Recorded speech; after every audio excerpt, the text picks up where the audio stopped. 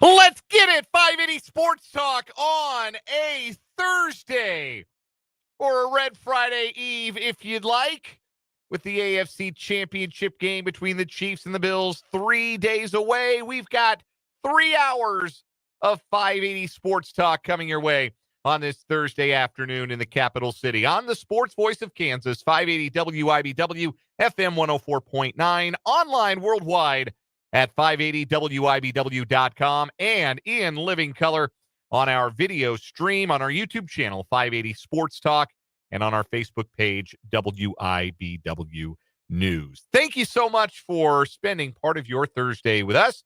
I am Dan Lucero. Brendan Dworzinski is with me. Spencer Dupuis will be along in a little bit. We'll have a rotating cast of characters on today's program today, but we have got 3 hours of sports talk leading you into coverage tonight of the first night of the Topeka Invitational Tournament, boys basketball tournament at the Dungeon at Topeka High School this year. We'll have doubleheader coverage, a pair of first-round games coming your way tonight with pregame coverage starting around 6:15. We'll get you into the third of the 4 games today. That's Topeka West taking on Lansing, scheduled for a 6:30 start. And then the late game tonight will be Topeka High battling Olathe East. We'll have both of those games for you right here on 580 WIBW as part of our 580 Preps Game of the Week coverage. So, a night full of sports on the sports voice of Kansas. And plenty to get to throughout these next 3 hours of sports talk, including more discussion about the AFC Championship game. We do expect a titanic battle between these two great quarterbacks, which we have seen in the postseason previous. Patrick Mahomes, of course, always seeming to get the better of Josh Allen in the postseason, 3-0 against the Bills in his playoff career. But who are the unlikelier heroes of Sunday's game? The players that maybe aren't the marquee names going into the matchup, but have a chance to have a significant impact on whether their team wins or loses. We'll get into some of those names and talk about why they might have an impact that could be larger than maybe you're anticipating 3 days shy of Sunday's AFC title game, the 7th annual Arrowhead Invitational. We'll also hear later on in the show from head coach Andy Reid, quarterback Patrick Mahomes. Both of them spoke at the podium earlier today. Also, because it is a Thursday, the voice of the Chiefs, Mitch Holthus, will join us here on 580 Sports Talk at 525. On the program, we'll be joined by Mitch, who joins us every week throughout the Chiefs season, thanks to Hy-Vee and Azura Credit Union. And surely Mitch will have plenty to say and lots of great nuggets for Sunday's AFC Championship game. Again, it is a 5:30 kickoff, and our coverage here on 580 WIBW and FM 104.9 will be coming following the NFC Championship game. We will air both games on Championship Sunday.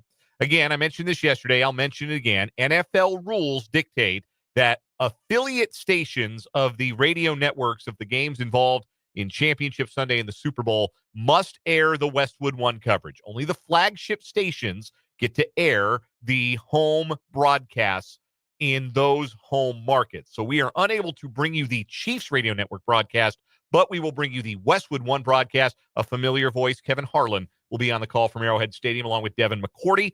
Following the game, we will switch to Chiefs Radio Network post-game coverage, and hopefully that's a party and not a funeral. But you will hear at some point from the crew with the Chiefs Radio Network on Sunday night. Yeah, it's funny how the NFL dictates that. So it's a bummer we don't get to hear Mitch during the game. But if you're going to miss out on Mitch Holthus, is there anyone you would rather hear from than Kevin Harlan? Yeah, that's like the best consolation prize possible, right?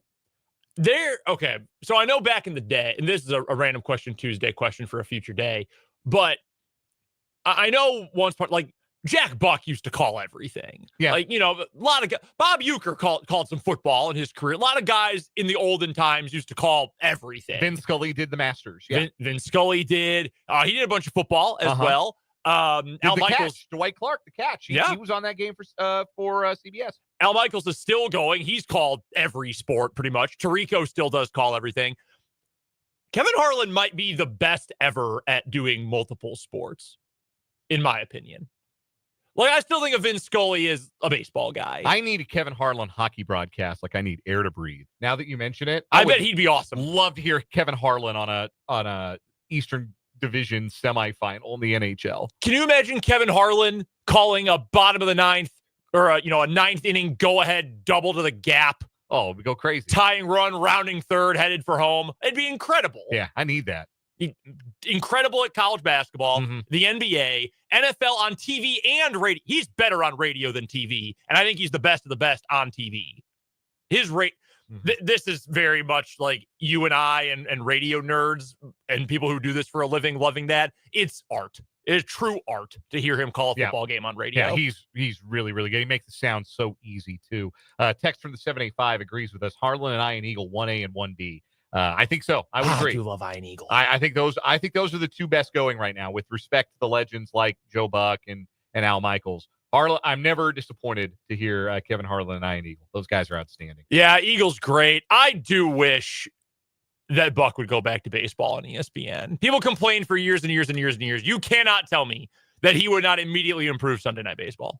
He would. I mean, Fox did all right with Joe Davis as their number one baseball guy. He's outstanding. But, I would love Joe Buck on Sunday Night Baseball, especially the, older, less uptight, more relaxed Joe Buck that we've gotten the last, decade or so. Just really starting to enjoy him on baseball. I know. I even saw just the other day someone say, man, I even agree with something Joe Buck said. No, man, Buck's great. He's really good. Buck and Aikman is incredible. So, great TV. Anyway, also incredible, of course, the voice of the Chiefs, Mitch Holthus. He will join us at 5:25 today. Lots of football talk on today's show. We're going to talk some college hoops as well. Last night, in case you missed it, KU wins at TCU. Fell behind by 14 in the first half. It came all the way back to win in Fort Worth. And I feel very validated for my opinion on yesterday's show that it looked like a good matchup for A.J. Storr. And we got maybe Storr's best performance, certainly his best offensive performance as a Jayhawk last night. K-State, meanwhile, continues their road woes. It has been a calendar year plus since they have won a road game as they lose their sixth straight contest, falling at Baylor. They had a double-digit lead in the first half, but it got away from them in the game, and it came down in the end not to effort or want to, and NIL dollars had nothing to do with it. It came down to, well, one team had a dude, and the other team didn't. And Jerome Tang is right about that, for sure, that you win games with dudes, and Baylor won with their dude last night. So we'll talk about that, and we'll get some broader college basketball thoughts with the best college basketball writer in America, CJ Moore. He joins us at the bottom of the 4 o'clock hour. CJ Moore at The Athletic for the Big 12 basketball breakdown. That is coming up on the show today. Also set to join us, bottom of the 3 o'clock hour. I suspect he'll be joining us live from the Topeka Invitational Tournament. The great Rick Peterson of TopSports.news. We'll talk to Pistol at the bottom of the 3 o'clock hour, get his thoughts, not just on the TIT, but other tournament basketball coming up and other fall, or rather winter sporting events this weekend in the capital city. And we'll get to some Washburn basketball, too, because that's where Brendan was last night. Ichabod Hoops, a sweep at Northwest Missouri State, but the men had to sing for their supper. That was a tough game.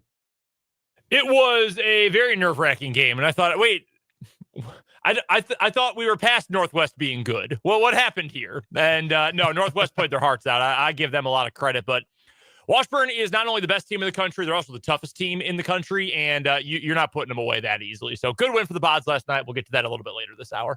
Plus all of the other things you've come to know and love from a Thursday edition of this show. We got our 580 Sports Talk headlines, 2 other stories on what is wrong with you. We'll play a little either or over under with a bit of an AFC Championship Game flavor as well. And, of course, your interaction with the show, what we're talking about, what you are interested in. Hit us up. You can text the program, 785-272-9429. That is 785-272-9429. You can also jump in the live chat if you are watching the video stream on our YouTube channel, 580 Sports Talk, or on Facebook at WIBW News. If you're watching on YouTube, there's a live chat feature. It's on the web browser. It's on the mobile app, and you can interact with us and your fellow listeners. Hello to Paul and Clayton and Christopher and Mark H., who have checked in already today.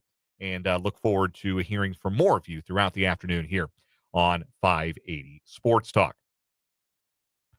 Bills Chiefs on Sunday, and the question I had coming into today, like, obviously we know Patrick Mahomes and Josh Allen are going to have a major say in how this game unfolds. And you could probably expect that we'll hear from Chris Jones before the night is out and the other stars in the game, James Cook, Travis Kelce, AJ Epinesa, not a star on the same wattage of those guys, but Epinesa always seems to make a play against the Chiefs. Like the guys that we know to be the standouts, maybe Greg Rousseau is a better name there. He was the sack leader for the Bills this season after all.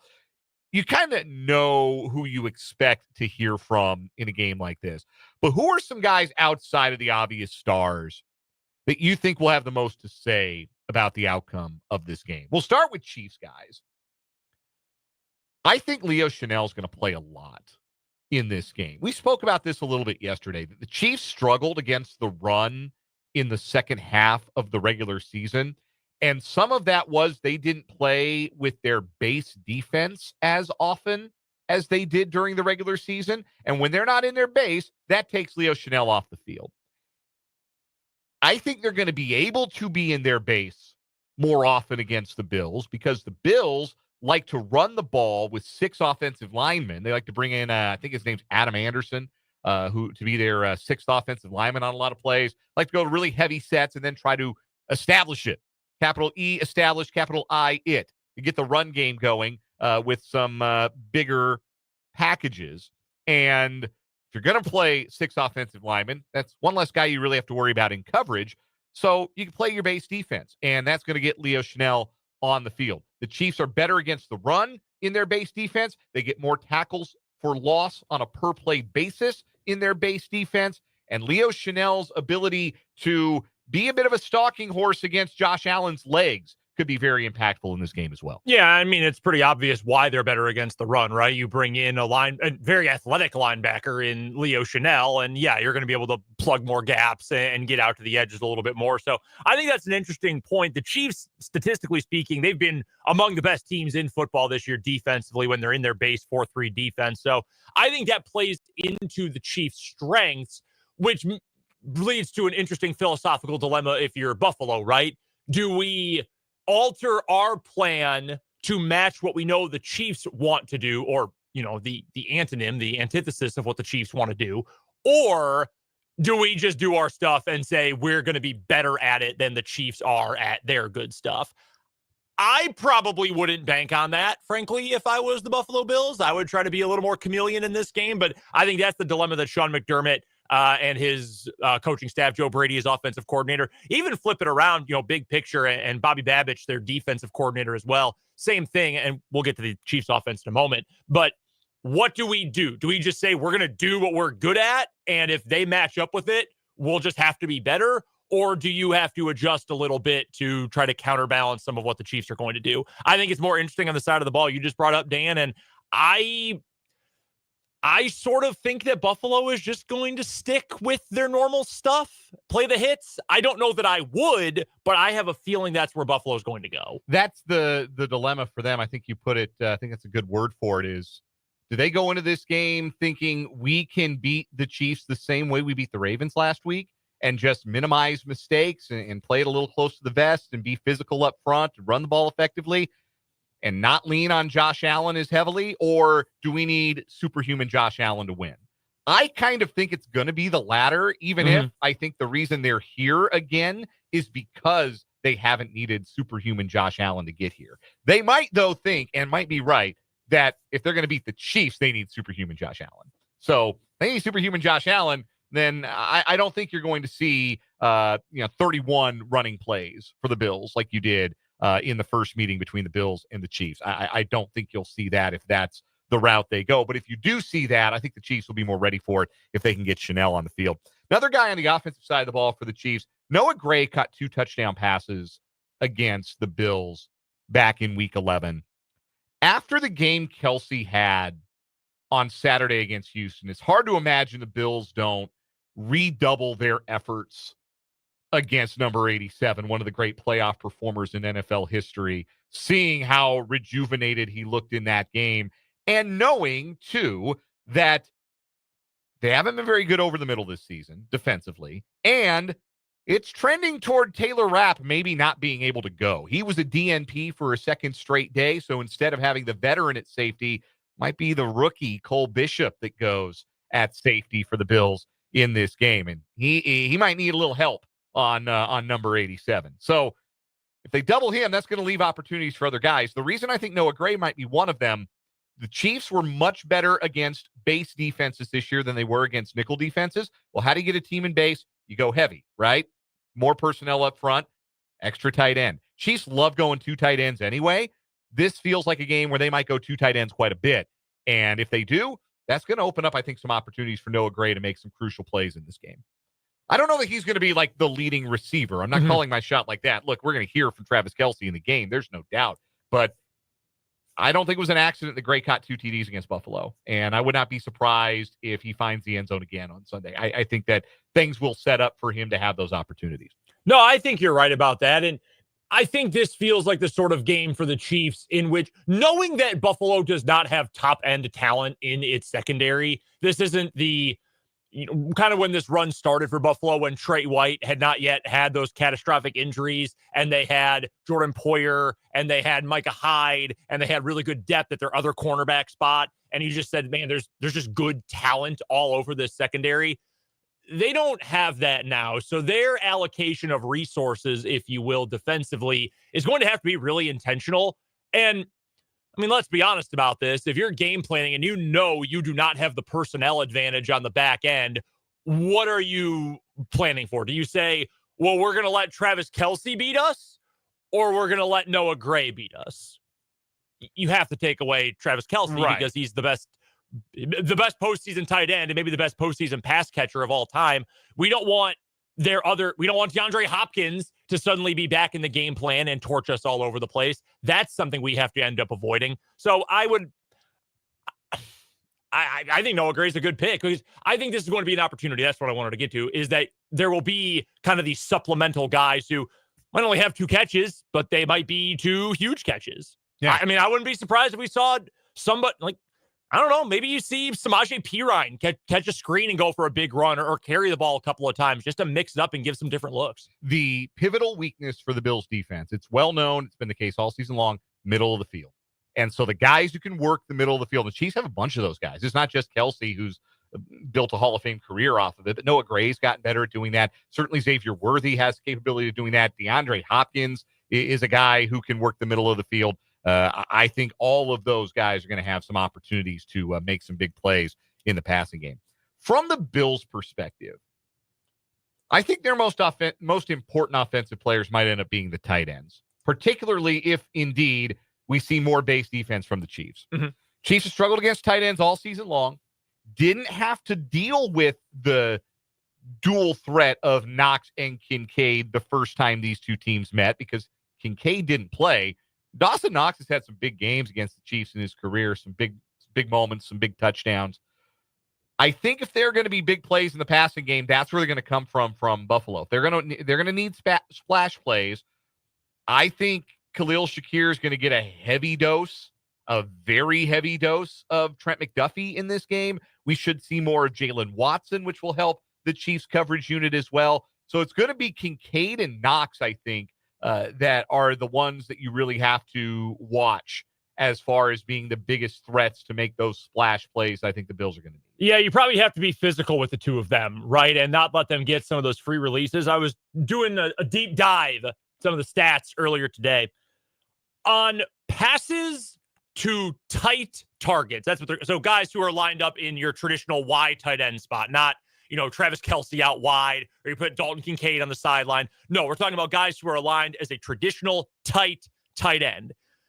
Chiefs are second worst in the NFL in defending those passes per dropback this year. 31st out of 32 teams in expected points added. That's really bad. You're in a neighborhood with the Jacksonville Jaguars defense. It's not like, oh, man, the whole league is really bad at it. Everyone's close. No, the Chiefs are just objectively not good at it. So you're going to have to be physical with those guys. Again, I think that's an opportunity that you hope you get to play some more base defense if you're the Chiefs, and you get a bigger guy like Leo Chanel out there as opposed to a third safety or using the nickel corner or whatever it happens to be. put a body on them, make them work to get open, make them have to stay underneath and not be able to stretch the field down the middle. I think that's sort of what you have to do. It's a really aggressive way to play. And in fairness, the downside is you're going to be physical, but if you get burned, you suddenly have no second line of defense. And those can go for big plays, whether they're checkdowns underneath or some sort of vertical route. So the Chiefs have struggled. You're spot on with that. The stats back it up.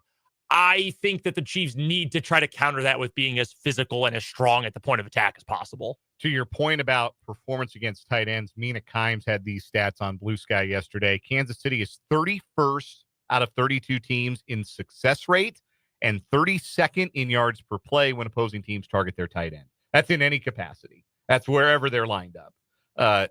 Now, Aaron Schatz added on to that from FTN Fantasy.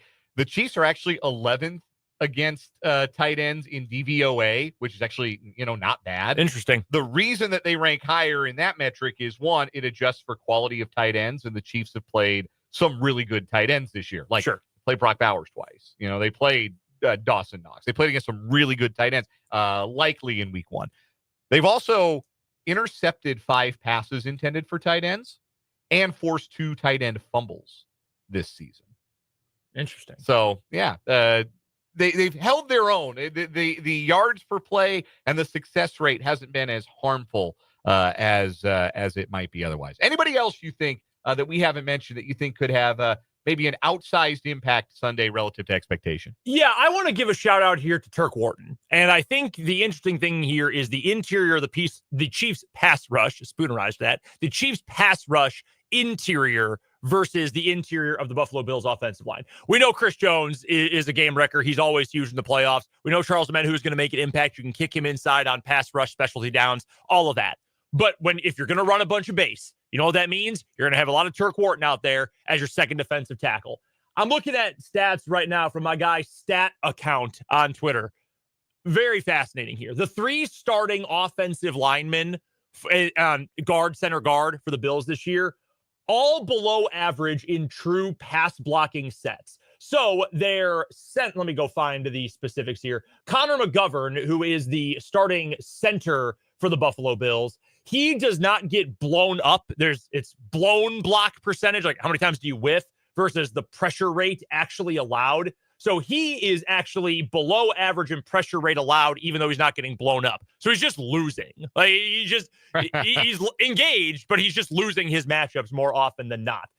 We can also give you David Edwards, who is going to start at left guard for the Bills. He gets blown up a lot, like 4% of the time. That's really bad, actually, but doesn't allow a ton of total pressures. You know what? That's not a great matchup against Chris Jones, who makes dudes flail and whiff on blocks all the time. Then you have the other guard, Osiris Torrance, who is well below average in both stats. All 3 interior linemen for the Bills below average in pass blocking sets this year. So to me, we know Chris Jones is going to have a big impact. Everyone else in that group should try to get after Allen up the middle too. I think that could lead to a big opportunity for Turk Wharton, especially if he ends up with a bunch of one-on-ones. Yeah, it's going to be a lot of one-on-ones because they're going to have to double team Chris Jones because that's what you have to do this time of year. Charles Omenihu can win some one-on-ones. Can George Karlaftis win one-on-ones? If they try to block him with a tight end, we know he can. And Turk Wharton on the interior pass rush also, I think, going to be very valuable. We want to hear your thoughts, who you expect to have big games for the Chiefs or for the Bills on Sunday. Text line is 785-272-9429. Hit us in the YouTube live chat as well. We're going to take a quick timeout, come back with a round of either or over-under before we get to Rick Peterson of TopSports.news for the Lewis Toyota Local Sports Spotlight. We're just getting started on a jam-packed Thursday edition of 580 Sports Talk.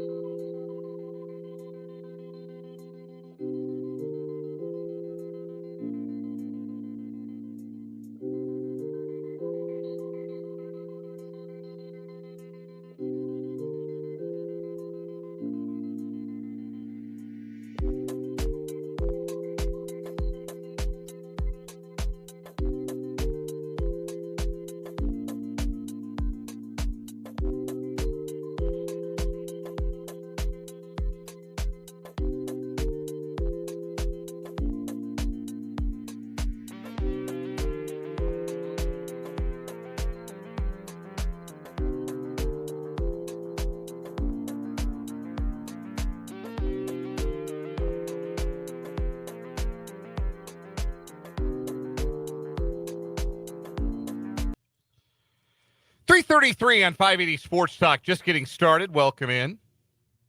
Clayton in the YouTube live chat says, I think Xavier Worthy is going to go off. Chiefs did feed Worthy a lot in that first meeting.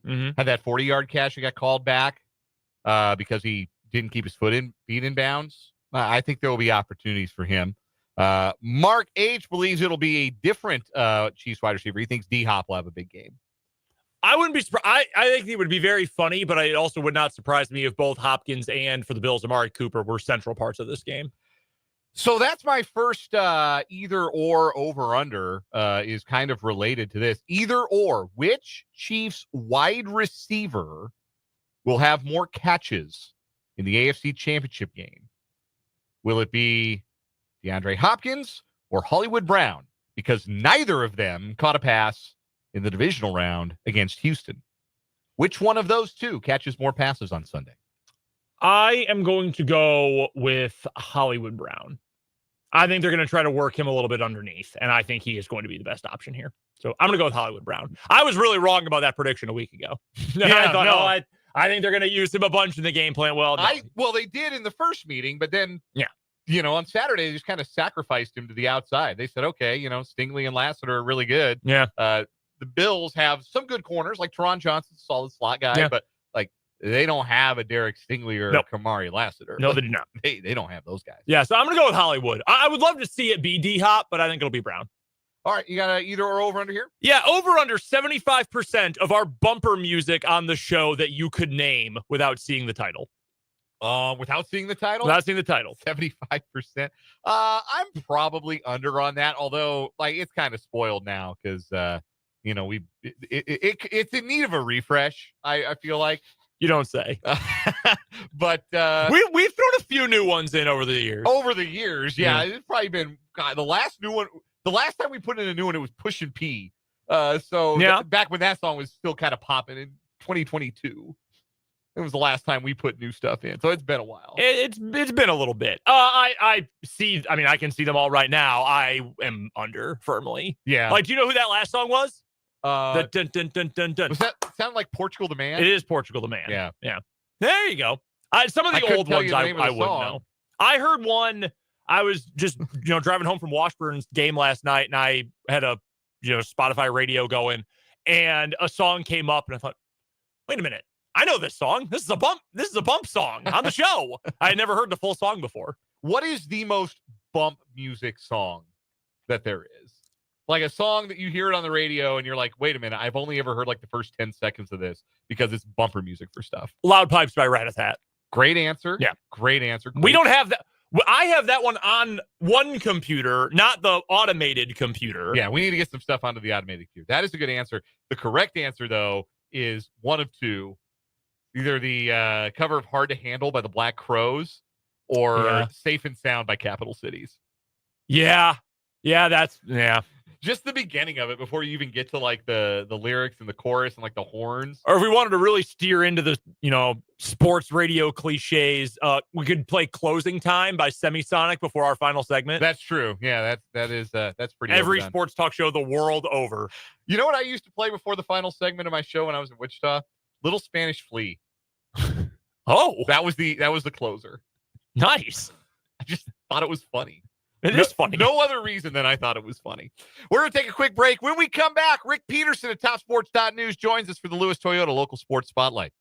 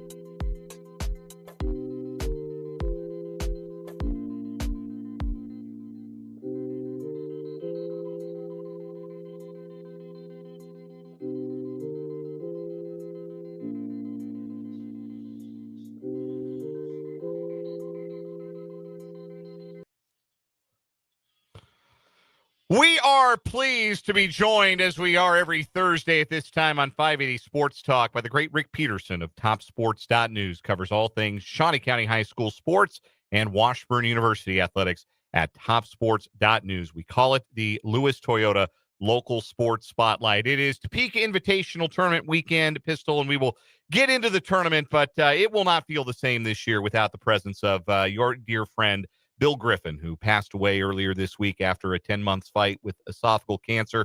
It's obviously a sad day and a sad time for people who love sports in this community, because Bill Griffin loved sports in this community and did so much for it. And I know that you and so many are hurting for having known him better than I did. Certainly want to pass along my condolences for your loss. Well, thank you. I knew him for many, many years, and he was there. TopSports.news without Bill Griffin, and he fought it till the very end. I think you might have, he did a game just a couple of Tuesdays ago, and like you said, just really sad. But hey, he's not in pain anymore, and he, thanks to him, he set it up. So TopSports.news is going to continue, and we're going to do everything in his honor. Well, that is certainly wonderful news. I'm going to tell a quick Bill Griffin story. Him and Mike Manns, of course, have done sports in this city for a very long time together. And I don't remember when it was that we ended up at the same game, and we got to chatting after the game. And it was something I don't remember, and you might have even been part of the conversation, Pistol, that turned to a comparison of Mike Manns and Bill Griffin to Statler and Waldorf from the Muppets. And the next time I saw them, they had a picture of Statler and Waldorf that they had printed out, and the word confirmed underneath the picture, Statler and Waldorf, and they'd signed it. They signed the picture. And I still have that picture. It has a place of honor at my desk here at the 580 studios. So we were actually talking about that picture yesterday. Mike and I were over at Nancy Griffin's helping her out a little bit, and they were talking about that. So I do remember that. That is too funny. Anyway, yes, absolutely condolences. We'll be thinking about him all week at the Topeka Invitational Tournament event that he was a part of on the broadcasting side for so many years. It gets started. It is underway. In fact, at the Dungeon here today, Highland Park playing the first game against Shawnee Mission North. The game to follow that, Lawrence and Wichita Southeast. The games we'll have for you at 6:30, Topeka West and Lansing, and at 8 o'clock tonight will be Topeka High and Olathe East. Your thoughts on the bracket and what you expect to see in the TIT this weekend, Pistol? Well, I think the city teams are going to do well. Starting, of course, with Highland Park. Highland Park is definitely the team to beat. And I tell you what, Topeka West goes in on a 4-game winning streak, and they took a tight 1 point Baser Linwood, which is a very good program, on Tuesday. And I think they're going to do well. And I really expect Topeka High to get off the snide. I think they're going to get a win or two in this tournament. So let's, at least one, and that would be big for them just to get back on the winning track. Yeah, it's been a rough start for Geo Lions as Trojans, but they do have home court advantage for this tournament, and they've gotten the boost with the recent addition of Bryson McComas, who was a transfer and became eligible at semester, and he's given them a little size and a little bit more scoring punch, and they could certainly use a win. And I think that Gio really believes he's got his team still pulling the rope in the same direction and trusting in the process. This was always going to be a bit of a building year for that program, but I believe better days are ahead for that team. I do too. We're talking to Rick Peterson of TopSports.news. This is the Lewis Toyota Local Sports Spotlight here on 580 Sports Talk. Not just tournament week in town, tournament week for lots of boys teams, and certainly when you get into the smaller programs, the boys and girls sometimes will play in tournaments the same week at this time of year. What other team are you really intrigued by entering tournament week on the boys' side? You think has a chance to go out to wherever they might be, whether it's Washburn Rural, going to Pittsburgh or Shawnee Heights out in the Kansas City metro area. What team are you really interested to see how they come out of tournament week? Well, I tell you what, all of those two, Shawnee Heights and Rural and Seaman, are all in tough tournaments. And I think they all can compete. I mean, I really think they can all maybe make it to the finals or I think the UKC, kind of prepared Seaman and Heights for tough competition. And then I like that Washburn Rural team. I think they play very good defense. Aren't always going to be super pretty on the offensive end, and they're a small team by 6A standards for sure. But I watched them last week in a 42-28 win over Emporia, a good Emporia team, and if you can hold anybody to 28 points, you got a chance to win. So that they'll hang their hat on that defense. You mentioned Seaman. They're in the January Jam out there at Valley Center, and their game should just be wrapping up. I'm looking for a score. I don't know if we'll be able to bring one to you or not, but they're active on social media. Maybe we'll find a score there. Mentioned Shawnee Heights. They play tonight. They play Shawnee Mission West at 6 o'clock, and Washburn Rural tonight plays Joplin, Missouri at 8:30. In the extra gym down there at Pittsburgh in the Bill Hansen tournament. So that's some of the boys tournament action going on. Not tournament play, but certainly some of the girls teams in the area will stay active. Seaman picked up a big win earlier this week, knocking off St. James Academy. They go to 9-0. Rick, it's tempting because it's a lot of the same players to compare this Seaman Lady Vikes team to last year's 5A state champions. How do you think they compare? I think they compare well. Taylor Stahlbomber was a heck of a player. So, losing her, because she kind of, really was one of their keys on both ends of the court. But I think this year they're actually a little deeper. So, and you really want to have that depth. And I really think they do. I think they have some players like Beaton and Ryan Miller's going into a more valuable role. I think they're just have a little more depth than they did last year, which bodes well.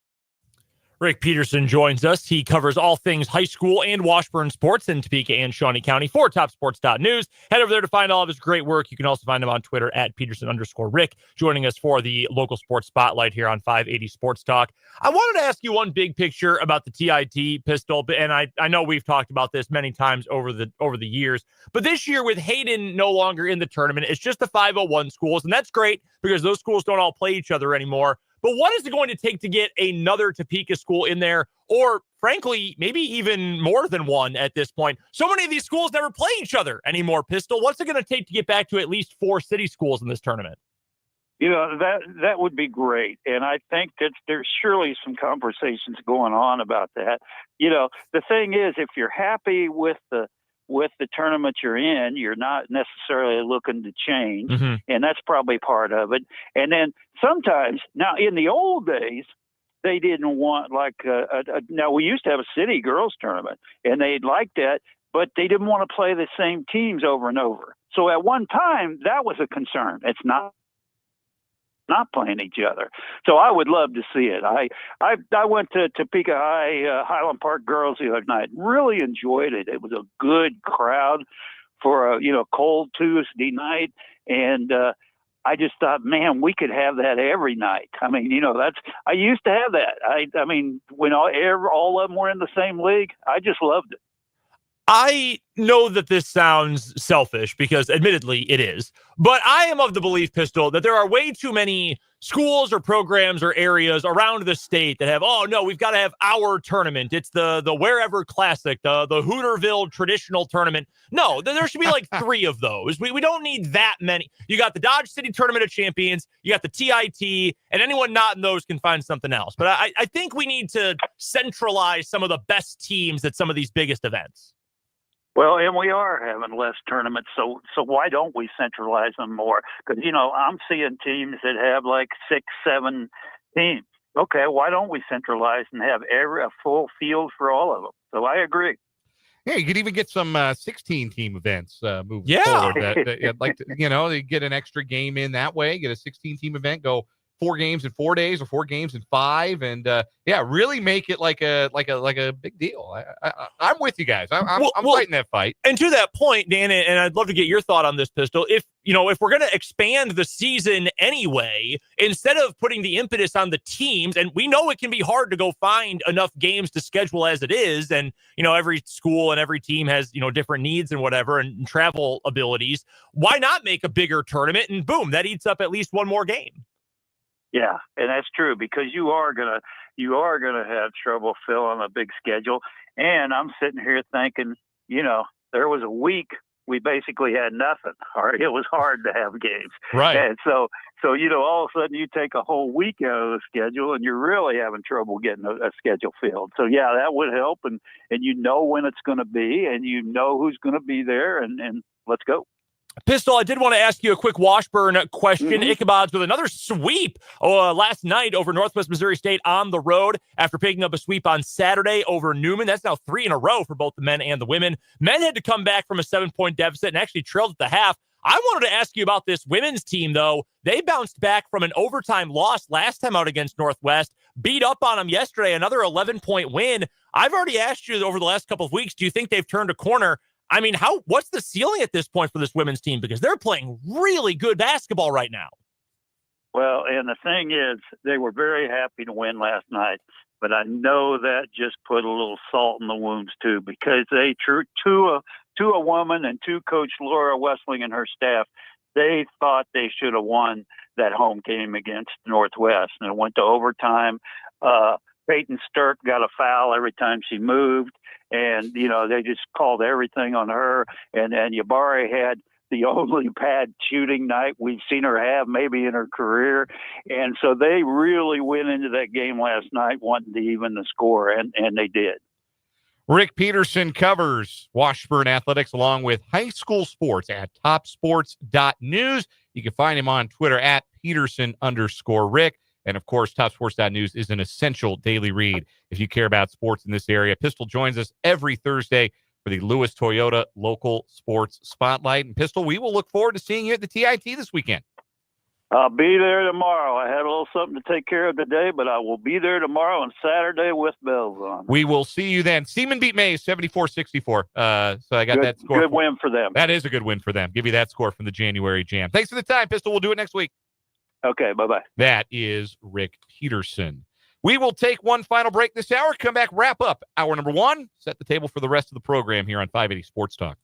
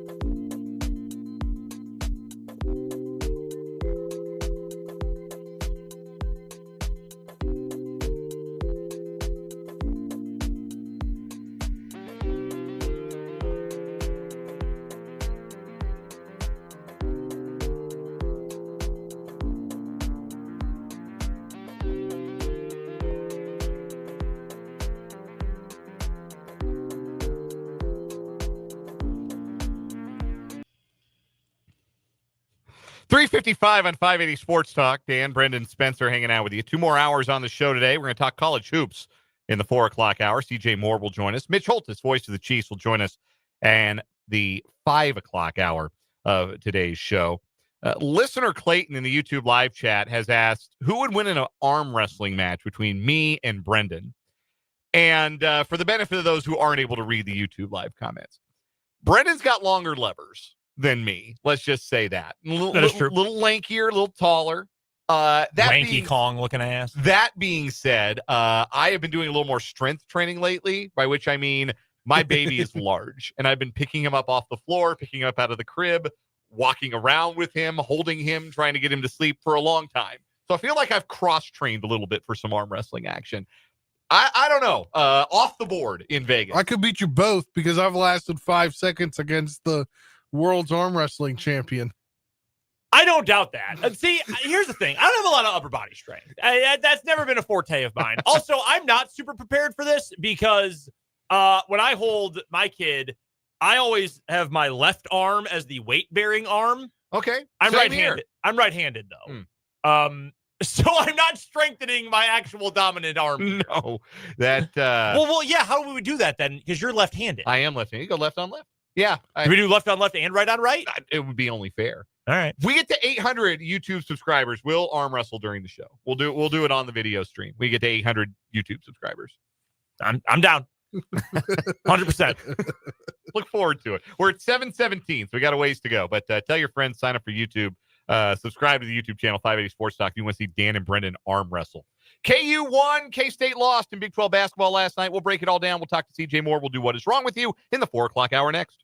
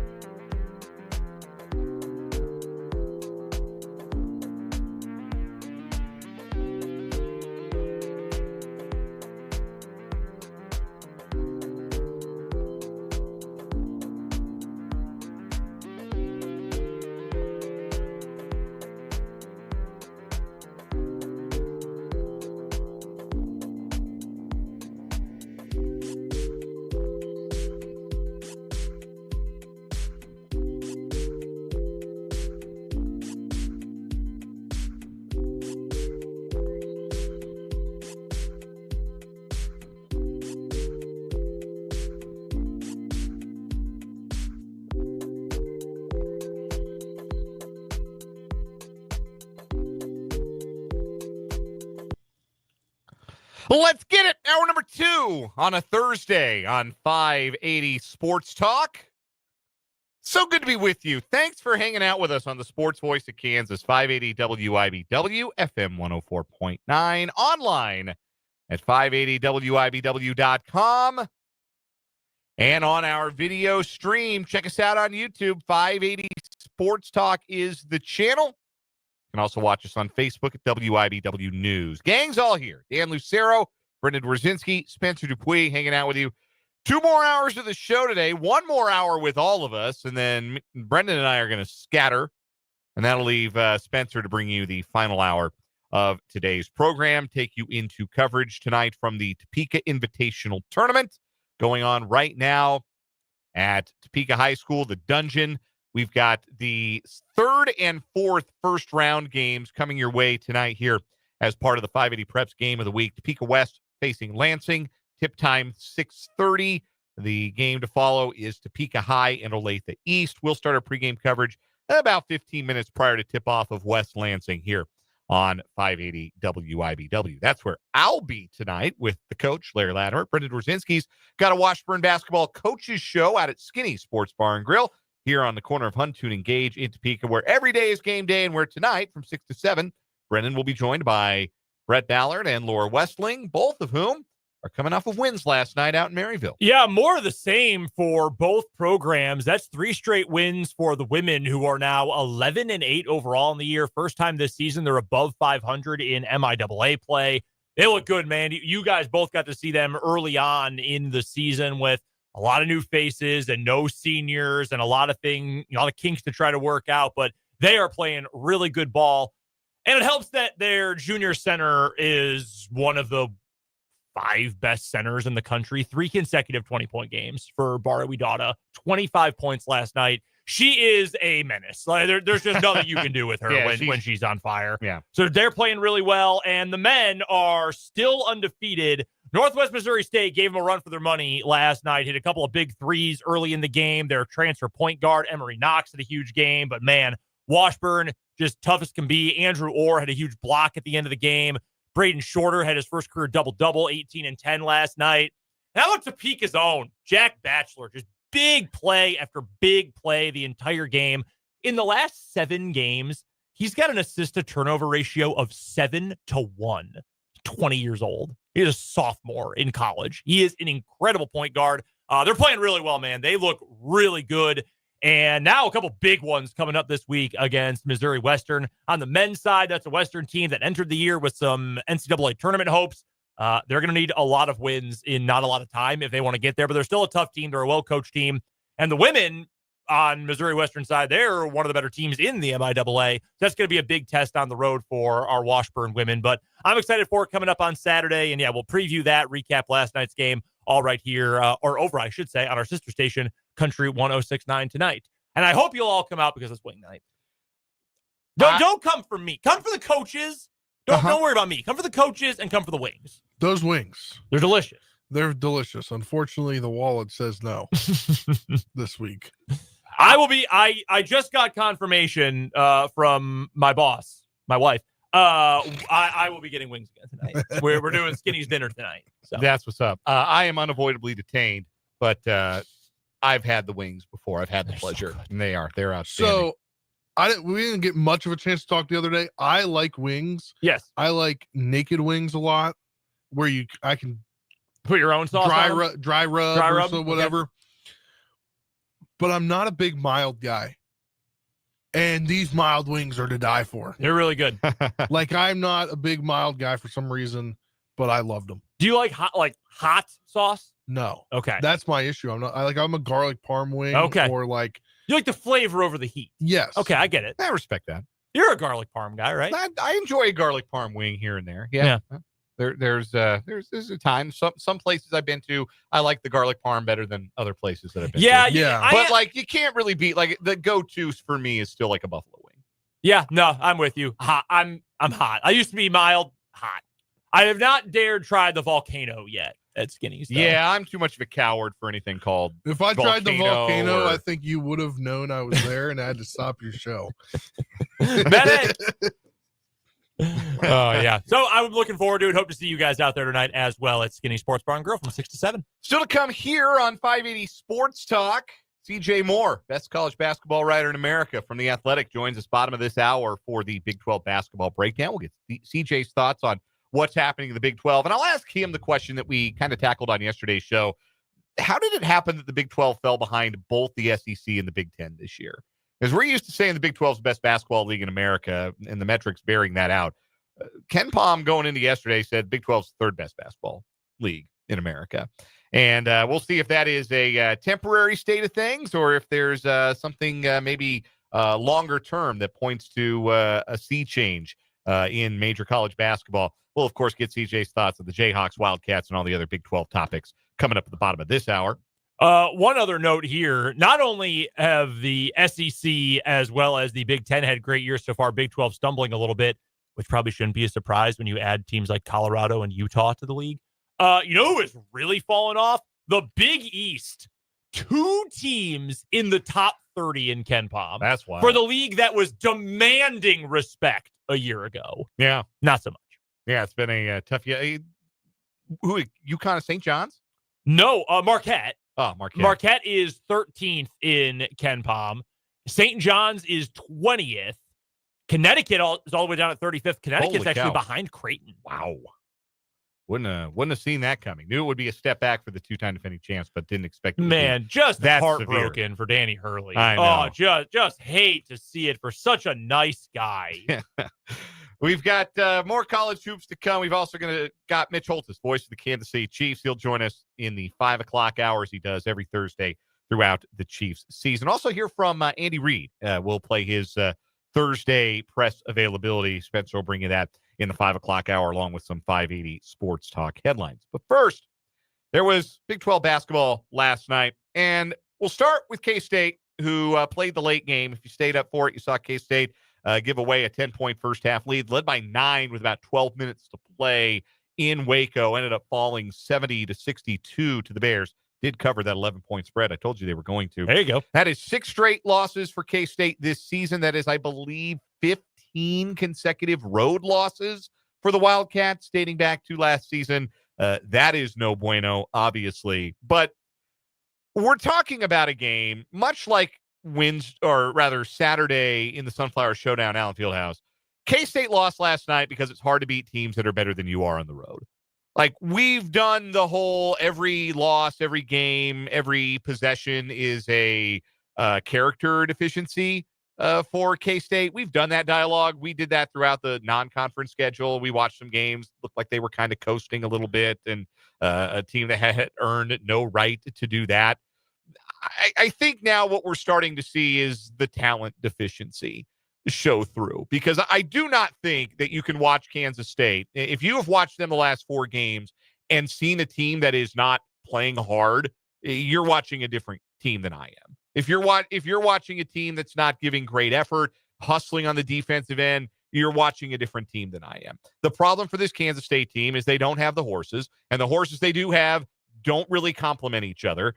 And in close games, I think they lack a little bit of the confidence that you need to shoot the big shot, make the big play, finish a game. Like we talk about with the Chiefs all the time about how winning is a habit. Unfortunately, the flip side gets to be true too, and losing gets to be a habit with a group. And it's a hard habit to break. And K-State right now is in a losing habit.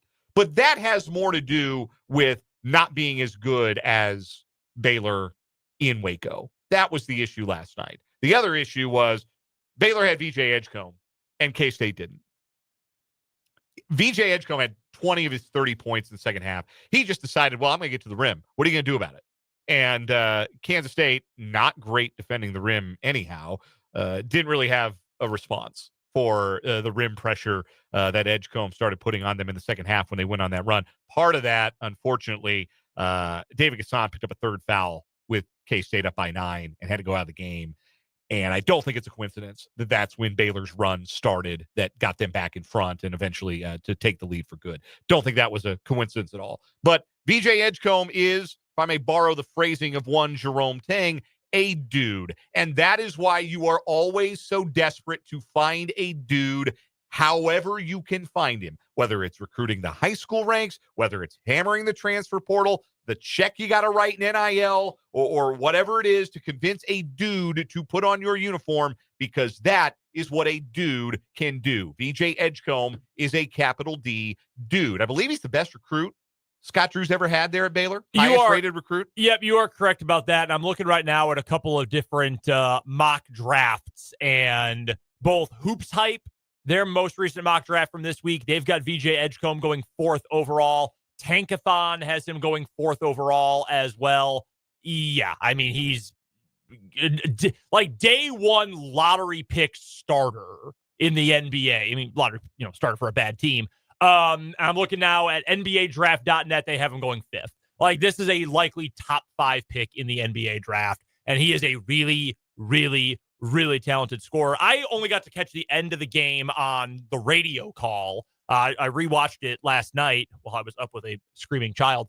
But I was listening to the end of the game on radio after the Washburn doubleheader, and I heard Stan and Wyatt doing the game, and Wyatt was just in awe of VJ Edgecombe. The final couple times he scored, it was just, I can't believe this guy. This is a truly special player. And he is. I mean, there are guys who just move differently. Yeah. And in basketball, it's even more obvious because those dudes are also gigantic. Yeah. And Edgecombe is one of those guys. Built like aircraft carriers. Yeah. And move the way that they do. Yeah, just massive. Yeah. Sometimes you win a game with dudes. You win games with dudes. Jerome Tang famously said that 2 years ago during their Elite Eight run. And Baylor won that game with dudes last night, specifically the dude on the court, VJ Edgecombe. After the game, Scott Drew went into the K-State locker room, and who reported this out for the Wichita Eagle. And Scott Drew essentially talked to Jerome Tang's team. And on the surface, that's an extremely weird thing. Like, if you knew, that was my take on it. Yes, if you knew nothing about anybody involved and you heard opposing coach goes into other teams' locker room after a conference game to give them a little pick me up and attaboy and pat on the back, you would think that was really strange. Two things make this less strange. Number one, Scott Drew and Jerome Tang are like best friends. Like, I could easily have seen Tang, like if the shoe were on the other foot, Tang would have gone to the Baylor locker room. I just think they're that close, that their relationship is that close. The other thing is Scott Drew loves to go to the opposing locker room, loves to talk to other teams, loves to encourage his fellow Big 12 teams. Brendan, would you like to tell the story about the 2017 NCAA tournament in Tulsa? Yeah, I mean, it's my crowning achievement as a journalist, being there and asking Scott Drew during press availability opening weekend at the BOK Center in Tulsa, hey, why did you go into the Kansas locker room? They didn't even play KU. KU played someone entirely different. Yeah. And Scott Drew decided to poke his head in after, hey, great win, guys. Like, did he say something like way to represent the Big 12? Yes, it's something about that's what he told me, is like, I'd just love to see other Big 12 teams succeed, which it's especially funny because as far as I'm aware, I don't think Bill Self and Scott Drew are like tight. No, buddy. Jerome Tang and Scott Drew, sure. Yes. I don't think Scott Drew and Bill Self get down like that. The funniest part of the whole thing is the anecdote that Svi Mikhailuk turned to, I believe it was Devontae Graham in the locker room and said, who is that? Yeah, he had no idea. Yeah. So I find it to be weird. You're totally right that the relationship between coaches makes it different. Yeah. I do think, though, part of that shine is still lost because this is just like he's addicted to it. Scott Drew just has to go tell you. You remember when what is he telling them that Jerome's not telling him, though? That's my question. Well, that's how I feel, too. Do you remember during the football season when the Texans beat the Bears and C.J. Stroud big bro to Caleb Williams? I was like, hey, man, keep at it. Like, you'll get there someday. And then C.J. Stroud kind of sucked the rest of the year, and it was very funny. Like, that's sort of what it feels like for Scott Drew going in, especially because Baylor had lost the last 3 against K-State. Yeah. Let's not forget that part of it. Scott Drew had not yet beaten Jerome Tang. Kind of weird to then go in and you'll get him next time, guys. I hate Scott Drew. I hate the guy. Not on like I don't hate him in like I have hate in my heart for him, but like there's nothing about Scott Drew that makes me go, man, what a cool guy. No, he's a weirdo. He's a freak. Wasn't he, if I'm remembering correctly, he was up for another job, right? The Kentucky job. Yeah, and then he was posting being in a restaurant with one of his buddies or something. His agent. Yeah, he had his agent. He signed the wall of the booth in that Mexican restaurant in Waco. To prove that he was there. Yes, It's like a pilgrimage now. Yes, Yeah. a very specific, like, locals only kind of Waco Mexican restaurant. Yeah. He's just a different cat, man. Like, can you imagine him with Big Blue Nation? No. Because to be honest with you, I can't either. I can imagine anyone winning in that job. He's not someone I can imagine not winning in that job. Like, Mark Pope is perfect for Kentucky. Yeah. Loves the school. It's his alma mater. Gets the fan base. Like, absolutely perfect. I just can't imagine, like, a bad loss, how Scott Drew would handle, like, Jimmy from Paducah losing his mind. I think Scott Drew has probably wanted to give a similar locker room visit to countless Big 12 teams over the course of his time coaching at Baylor. Yes. One of the coaches in the league is his best friend and said yes. That is what this is. That is what this is. And I don't have a problem with it. Like, it's an easy thing to poke fun at, sure, but I don't have a problem with it. Because I think that it is weird, but I also think it's well-intentioned. And I'm not going to, like, if your problem is that you're too sincere, I don't know. Maybe we need more sincerity in the world these days. I don't know. That's a whole other conversation. But anyhow. I don't think he meant ill by it by any means. I just think he's a freak. Yeah, he's weird. I just think he's a bizarre man. Weird little guy. Yeah, I don't know. I just thought that was a weird thing to do. And then in my head, not knowing this other stuff, it's more like, what could he say that Jerome can't? Also, does another coach need to be like, should Jerome Tang be a head coach if he's letting it? Like, that's what was in my head. If he was letting another guy in the locker room. It's just Scott Drew being Scott Drew. Like, it. And Jerome Tang, you're right. They're buddies. Like, he's not going to say, Scott, get the hell out of here. No, that's Scott has probably wanted to do that for a very long time. He has probably wanted to do that to a lot of teams he has beaten at in Waco over the years. Even some teams with coaches that he has that maybe have less respect for him. By the way, real quick final note on this game. And again, I'll only know this from listening to the end of the radio broadcast. The music in the new Farrell Center or Baylor Arena or whatever it is, the music they pump in is loud. I've never heard lyrics from stadium music like be that audible over a radio broadcast before. I could hear every word of The Sweet Escape by Gwen Stefani. Foster Pavilion, by the way, is Foster what Pavilion. the building is called. The last thing I want to say about this K-State game, Doug McDaniel was awesome in the first half and K-State took a 10-point lead. Doug McDaniel was not awesome in the second half and they lost the game. Like, he's just too trick or treat. But God, the good can be really good. You're right. With Doug McDaniel, the good can be so good. And that's why it's tantalizing, but he's just too trick or treat for this K-State team. As for KU, they go to TCU. They fall behind by 14 and come back and win anyway last night over the Horned Frogs. And we've seen this KU game so many times. Start slow on the road, crowds cranked up, underdogs got some confidence, and then possession by possession, KU just reels you back in. And it's everybody. You know, last night, everybody who got in the game for KU in that 74-61 win can feel like they contributed to winning. Even Diggy Coit made a three-pointer. He's back. He did. It had been forever, but Diggy finally got one to fall. When that happened, so I was doing the Washburn game, and it's a media timeout, and I'm typing out the score to put on Twitter and a link to listen to the game and all that. And I see my timeline, just all caps, Diggy, he's back, Diggy Coit. Uh-oh, something happened. Probably good, but something must have happened. I mean, awesome for him. Yeah, that's cool. Yeah, he ended up with 5 points in his 9 minutes off the bench. We had said on the show that this might be a game where you see a lot more AJ Storr, even more so than Saturday in the Sunflower Showdown, because TCU is just not as big. Like, they don't go as big as K-State does in their front court, for instance. And AJ Storr, true to form, he got 22 minutes. He scored 12 points. I believe that was the number you landed on, Spencer. That was what we were going to need from Storr, and that's what they got. And also, I said Flory needed to get into double figures. And he did. And he had a double-double. Double-double. And he was a plus 27 in 25 minutes last night. Like, that's awesome. KU has found a way to play with both Dickinson and Badunga on the floor that works. Yeah.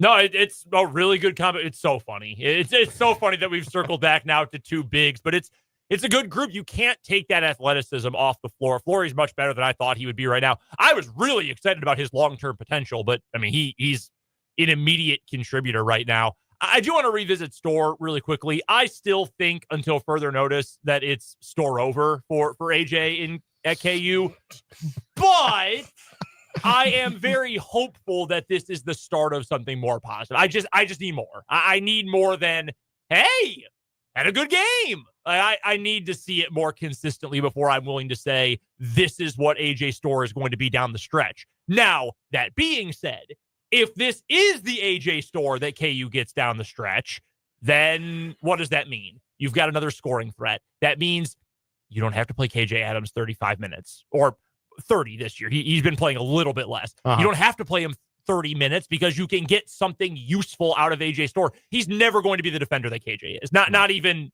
in the same zip code, not even in the same state as KJ's defense, but can he at least be engaged? Can he be locked in? Can he get in front of his guy? Let the rotations help him out? I mean, that's going to buy him a couple more minutes every single game, keep KJ rested. That is the big thing that I really think can help this KU team. So I hope that there is more to this. I really, really do. I just can't buy in until we have more proof of it. Storr did have 3 steals last night for what it's worth. I do also think, one of the worst turnovers I've ever seen. Yeah. I do think that Storr is playing a little bit more confidently. He's not having to look over his shoulder. Sometimes it takes time to click. And the other thing too is he knows he has to play. Like right now, Bill Self's got to play him. Like he's the backup 4. He's not going to play. There's not going to be a game where Storr gets on the floor and makes a bad turnover and immediately gets the hook. And I think when you're not looking over your shoulder, you play with a little more.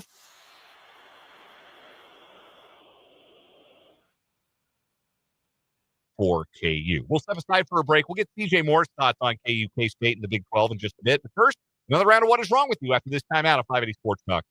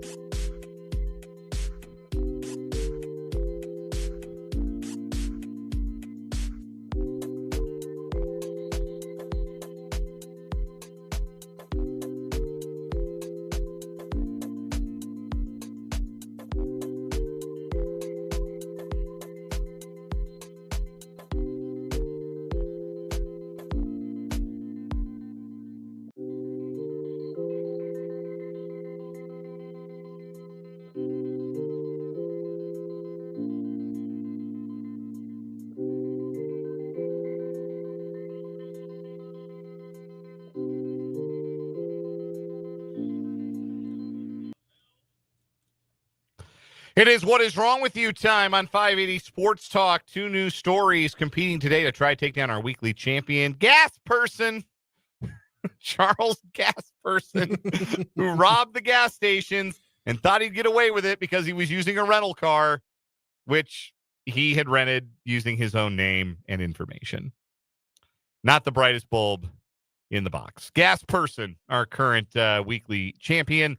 My story today, we're going to Pennsylvania, where authorities received a call around 7:30 p.m. Saturday for a man shot in the leg in a neighborhood in Newtown Township, about 100 miles northwest of Philadelphia.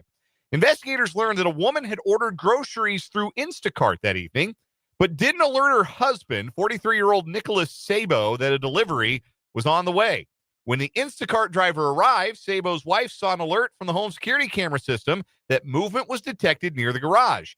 She forgot that she'd ordered the groceries and told police she believed someone was trying to break into a utility trailer. Her husband grabbed a gun and shot the driver in the leg. The husband went out, saw the individual, and with no verbal confrontation or nothing, just shot. The Instacart driver ran back to his car where his wife and child were waiting for him, drove down the street, and called 911. He was rushed to a hospital where he had to undergo surgery to treat his injury, but he is stable and recovering. Sabo was arrested on a charge of recklessly endangering another person. The expectation is that more charges will be filed.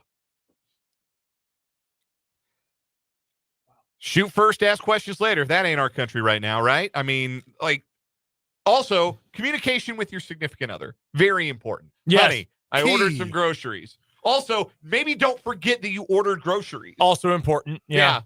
Don't freak out. Oh, no, somebody's trying to break into our house. No, man. Oh, what do you have worth stealing? Yeah, come on. And they brought milk.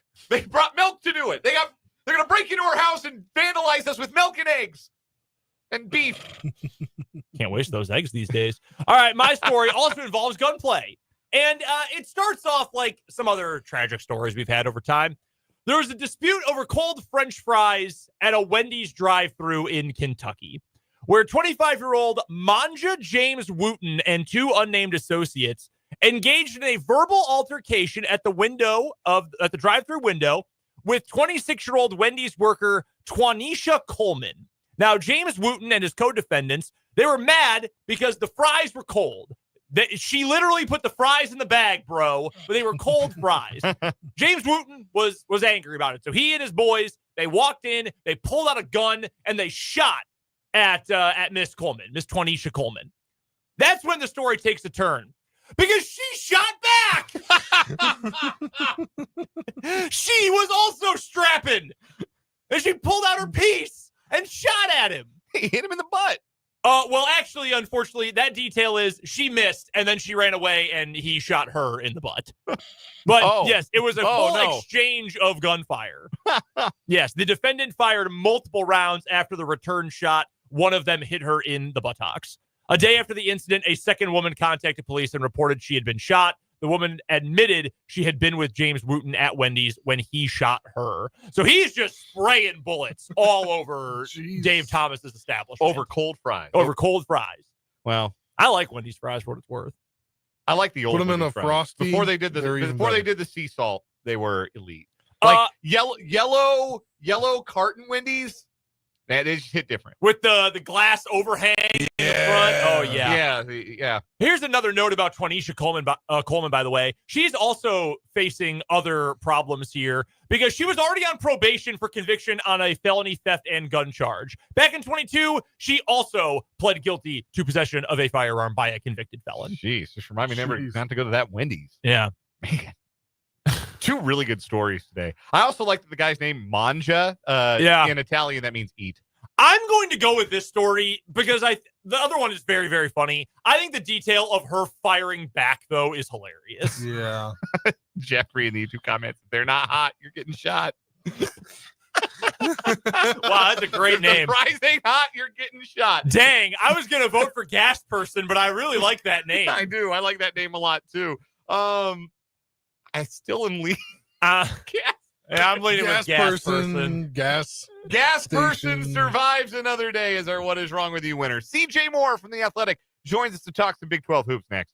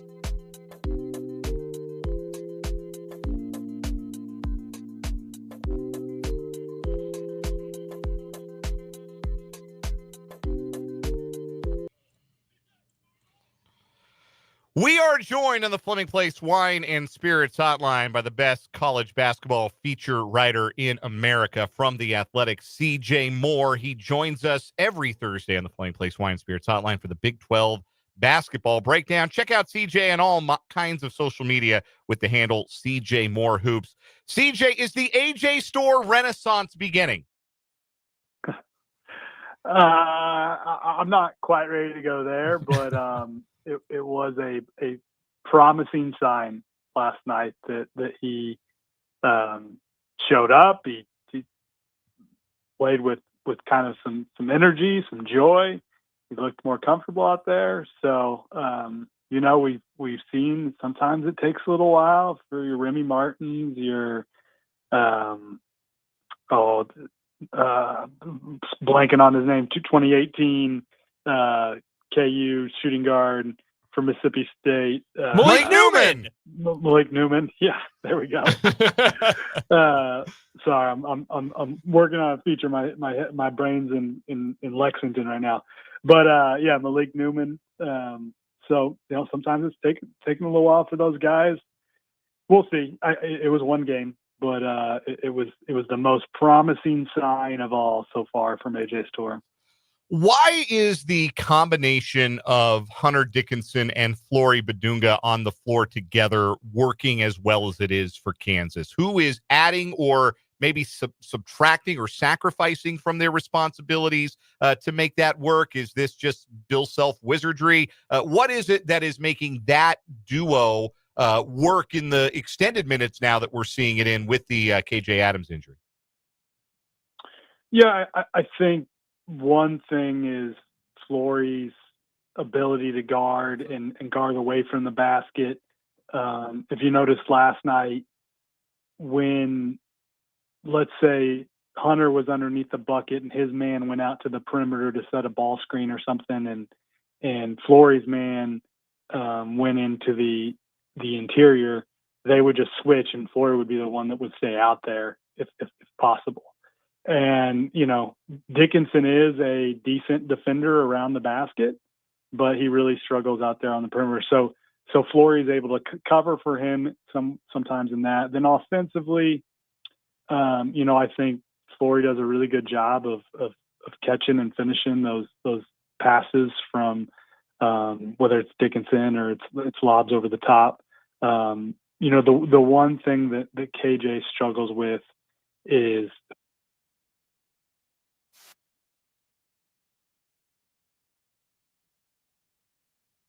now KJ is better in the short roll and is a better passer and there's things that KJ does better than Flory, but I think offensively that's been the thing he's given is probably a little bit better offensive rebounder, and they've really leaned into their offensive rebounding, I think, lately. I haven't looked at the numbers, but I know they're grabbing more offensive rebounds lately than they had been, and then just his ability to finish around the basket has been good. CJ Moore is our guest. He covers all things college basketball for The Athletic. You can find him across social media at CJ Moore Hoops, and he joins us here on the Fleming Place Wine and Spirits Hotline for the Big 12 breakdown on 580 Sports Talk Thursday afternoons during Big 12 basketball season. The big one for KU is coming up this weekend, CJ. It's going to be on ESPN just before primetime. KU versus Houston at Allen Fieldhouse. It should be an awesome environment. It should be an awesome game. Houston's still looking for that signature win on their schedule this year. I mean, they're darn good even without one so far. I guess West Virginia is a very good win at this point. KU obviously playing at home. Have to like the Jayhawks' chances as well. If KU is going to win and pull what's technically an upset over Houston, what is KU going to have to be great at on Saturday? Great on the defensive boards. You have to find shooters. Houston's got some really good ones and relies a lot on the three ball. And then you have to be able to run offense with some precision and not just not be overcome by Houston's physicality. And, Houston can make you just look really, really uncomfortable on the offensive end. They can make completing a pass difficult. And you have to be able to be ready for that level of physicality and that pressure the Cougars are going to apply.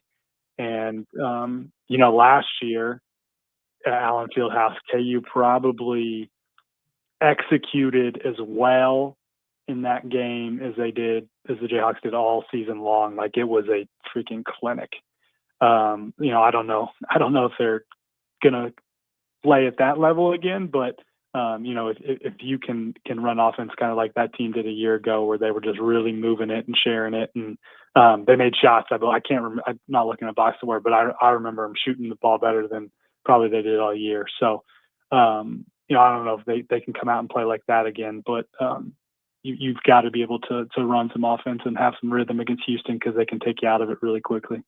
If there's anyone out there who maybe hasn't seen this Houston team yet this season, how does this group compare to Houston a year ago, or even the Cougars teams of recent vintage over the last couple of seasons? They're really darn good. They're 15-3 overall, number one in Bart Torvik T rank. They're number one defensively, according to Ken Pom. Metrics love them again, third overall in Ken Pom too. How do they compare overall, though, to maybe, say, last year's Houston team?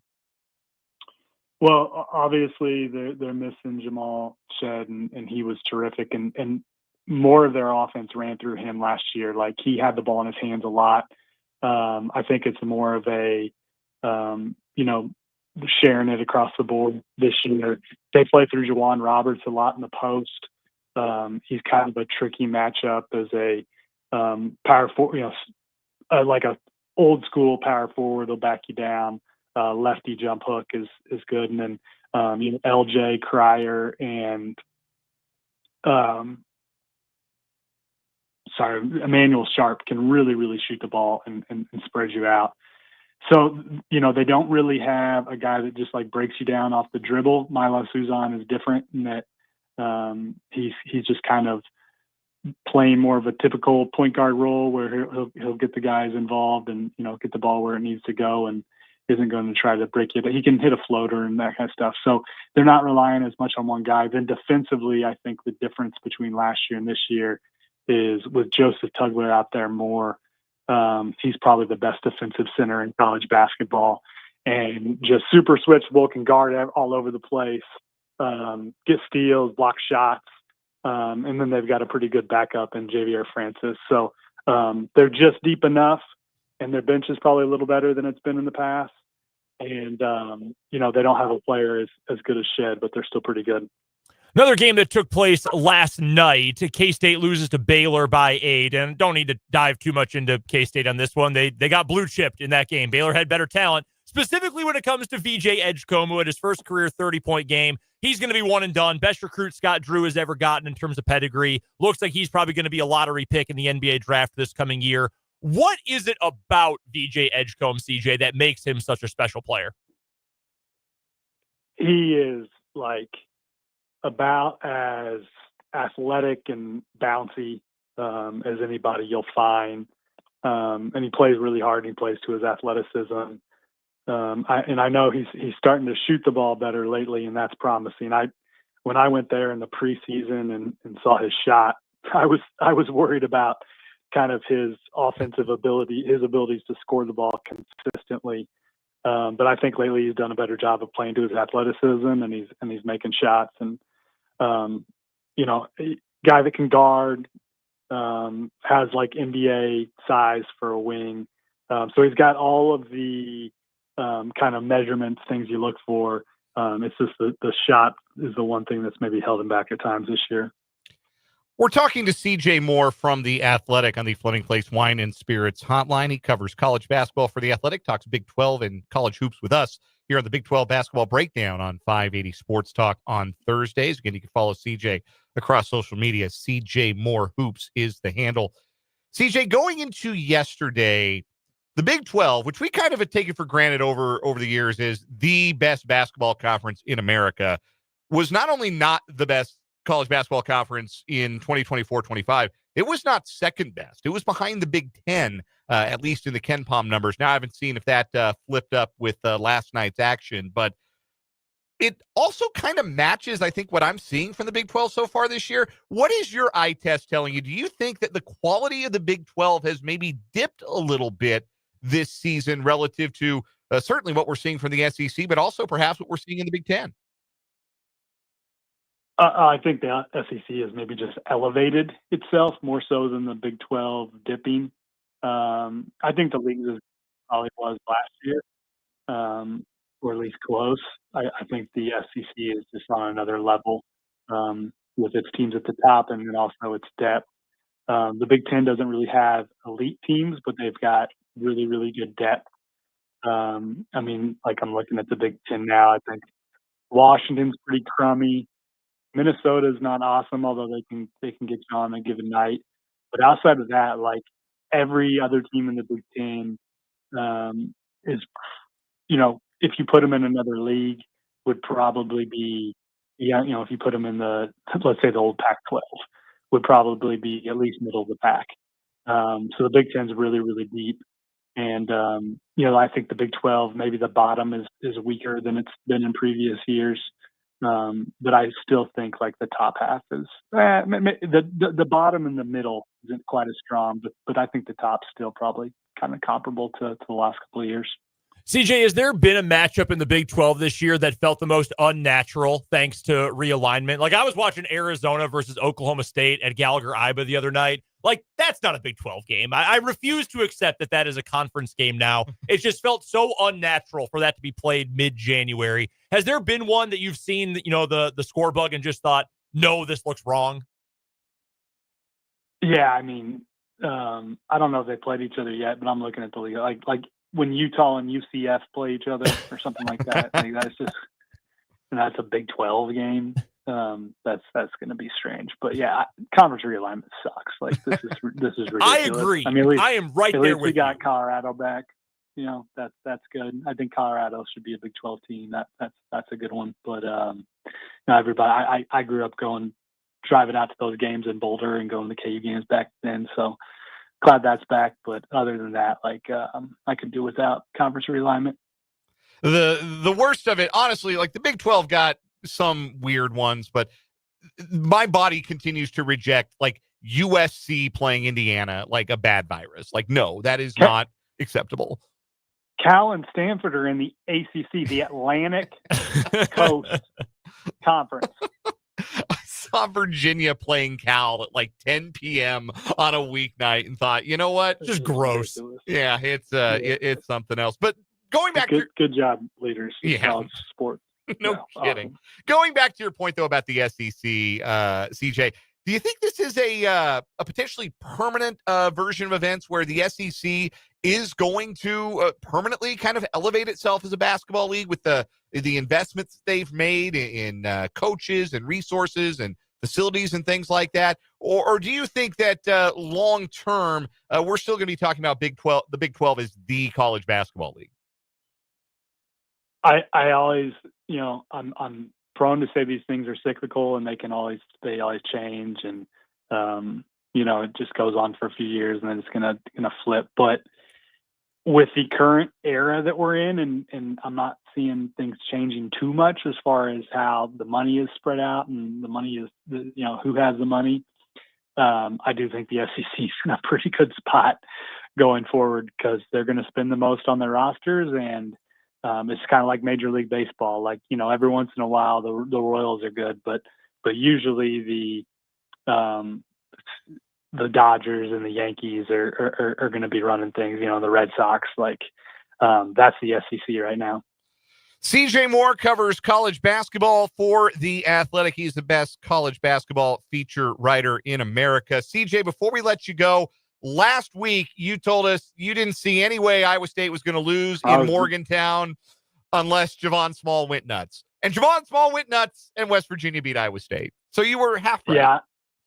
Yeah, there you go. I was hoping you guys would give me crap because, come on, I really messed that one up. But, hey, he did go nuts. So at least I got that one right. But, yeah, don't make any sports bet on my my expertise going forward. I guess I really screwed that one up. Entertainment purposes only. With 15 seconds here, what would have to happen for K-State to beat West Virginia in Manhattan Saturday? Shoot. I think it comes down to like I've told you guys recently, like Doug McDaniel and Coleman Hawkins, they've got to play really, really well for K-State to win games in this league. So those two have to be awesome. CJ Moore from The Athletic for the Big 12 basketball breakdown. CJ, always a pleasure. We'll talk next Thursday. All right, see it. That is CJ Moore. We'll take a timeout, come back, and wrap up this hour. 580 Sports Talk next.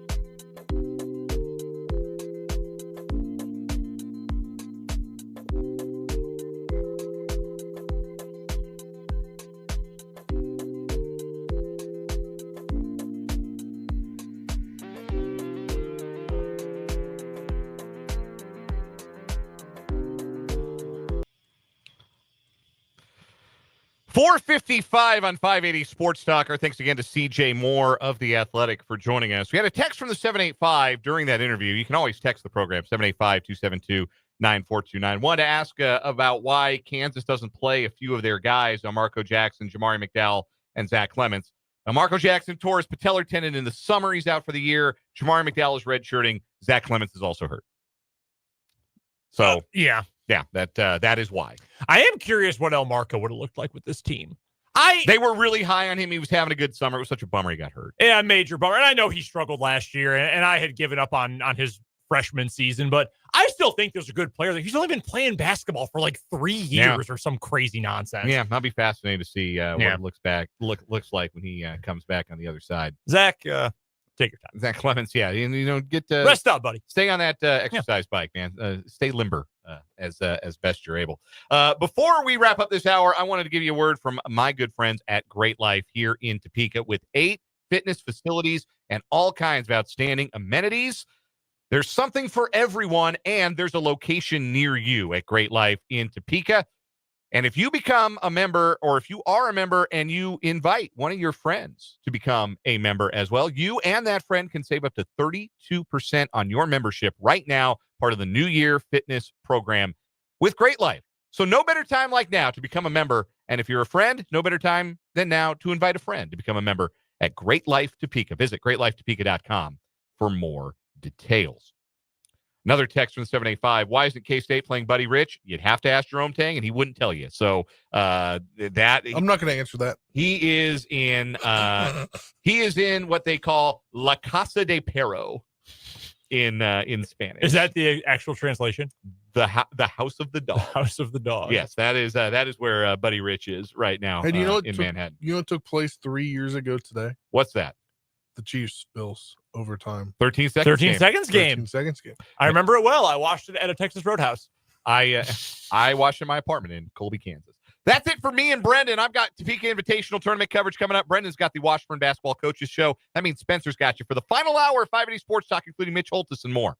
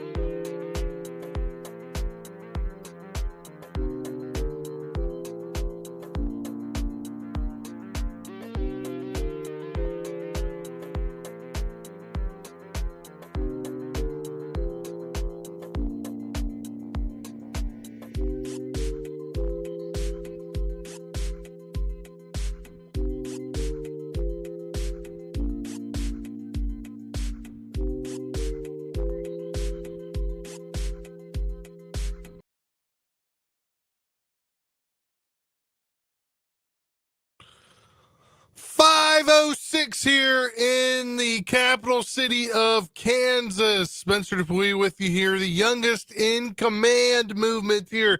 Final hour of the show as Brendan Dorzinski's departed the Skinny Sports Bar. Well, he gets ready for the Washburn men's and women's basketball coaches show beginning at 6 o'clock on our sister station, Country 106.9. Get out the Skinnies for their wings special tonight and watch the show live from Skinny Sports Bar at the corner of Gage and Huntoon. And Dan Lucero headed out to Topeka High for the Topeka Invitational Tournament. Our coverage will begin just about 6:15 here tonight. We'll have a little bit of overtime where you'll hear Patrick Mahomes, his media availability from earlier today. Spencer Dupuis with you here once again. And this hour, you can send us a text at 785-272-9429, 785-272-9429, or hit us up in the YouTube comments. That's youtube.com/580 Sports Talk. Hit us a subscription if you haven't yet.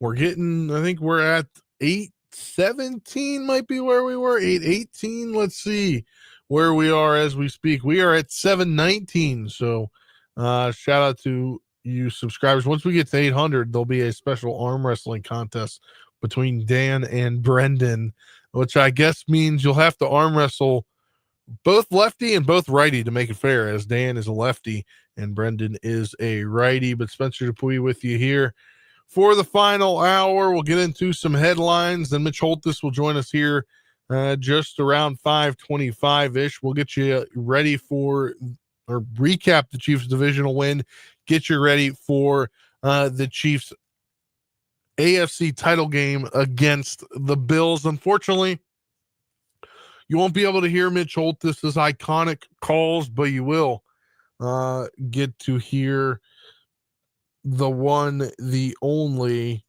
Kevin Harlan, as it'll be the national call for Westwood 1. That due to the NFL, not in any of our doings.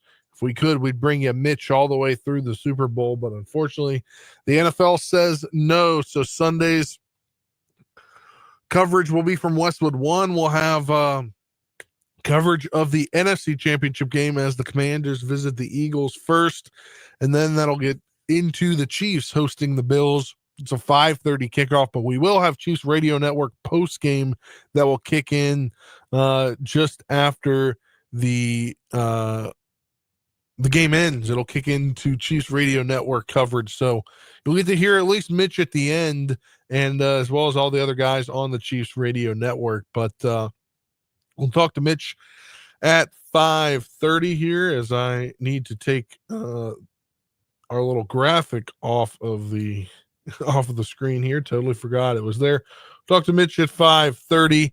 And then at 5, just after that, we'll hear from Andy Reid, his press media availability from earlier today as they get ready to take on the Bills. We'll wrap things up with a final word before a little bit of overtime, and Patrick Mahomes here. We play his press conference back as well. Let's get right into some headlines here. And the NFL has announced their finalists, the AP finalists for all their awards, the NFL honors that will be held the Thursday before the Super Bowl. It will be held Thursday, February 6th, which will air at 9 p.m. Eastern, 8 p.m. Central on Fox and NFL Network. You can stream it on NFL Plus. Well, only one Chief made a finalist, and that was for Coach of the Year, AP Coach of the Year. That is Andy Reid up against Dan Quinn of my Washington Commanders, Sean Payton of the Denver Broncos, Kevin O'Connell of the Minnesota Vikings, and Dan Campbell of the Detroit Lions. Let's go through the rest of the awards as well. The AP Assistant Coach of the Year finalists are Joe Brady, Buffalo Bills OC, Vic Fangio, Eagles DC, Brian Flores, Vikings DC, Aaron Glenn, Lions DC, now Jets head coach, Ben Johnson, Lions OC, now Bears head coach, AP Comeback Player of the Year finalist, Joe Burrow, Bengals quarterback, Sam Darnold, Vikings quarterback, J.K. Dobbins, Chargers running back, Christian Gonzalez, Patriots cornerback, and DeMar Hamlin, Bills safety. AP Defensive Rookie of the Year finalists include Cooper DeJean, Eagles corner, Braden Fisk, Rams defensive end, Quinyon Mitchell, Eagles cornerback, Chop Robinson, Dolphins linebacker, Jared Verse, Rams linebacker. So the Rams and the Eagles have all but one player when you combine those two as finalists for AP Rookie of the Year defensively. AP Offensive Rookie of the Year finalists include Brock Bowers, Vegas Raiders tight end, Jaden Daniels, Commanders quarterback, Malik Neighbors, Giants wide receiver, Bo Nix, Broncos quarterback, and Brian Thomas Jr., Jaguars quarterback. Three of those players played at LSU, that being Jaden Daniels, Malik Neighbors, and Brian Thomas Jr. As we look at the next one here, that I believe that'll be MVP. It's the AP Offensive Player of the Year, Saquon Barkley, Eagles running back, Joe Burrow, Bengals quarterback, Jamar Chase, Bengals receiver, Derrick Henry, Ravens running back, and Lamar Jackson, Ravens quarterback. So it's an NFC North friendly AP Offensive Player of the Year. AP Defensive Player of the Year, Zach Bond, Eagles linebacker, Myles Garrett, Browns defensive end, Trey Hendrickson, Bengals defensive end, Broncos corner, Patrick Surtain, TJ Watt, Steelers linebacker. AFC North again there with the Browns, Bengals, and Steelers all being represented. And the finalist for the MVP,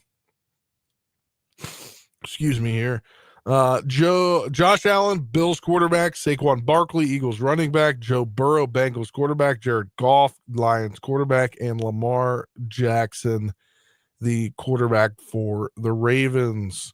Finalists were determined through the AP's voting system, which was revamped in 2022 and asked voters to rank their top 5 picks for MVP and their top 3 for other awards. Winners will be announced again at the 14th annual NFL Honor Ceremony on February 6th. I believe February 6th is that Tuesday. They've changed it around before and made it a Friday. It's back to the 6th at 8 p.m. Central on Fox, NFL Network, and streaming on NFL Plus. It will be hosted by Snoop Dogg this year, and it'll also feature the announcement of the prestigious Walter Payton NFL Man of the Year presented by Nationwide, and the Pro Football Hall of Fame class of 2025 will be announced on the 6th NFL Honors Red Carpet Show. Will presented by Invisalign will air at 7 Central on NFL Network leading up to the honors. And we're looking at the Walter Payton Man of the Year finalist. Travis Kelce is the finalist for the Chiefs.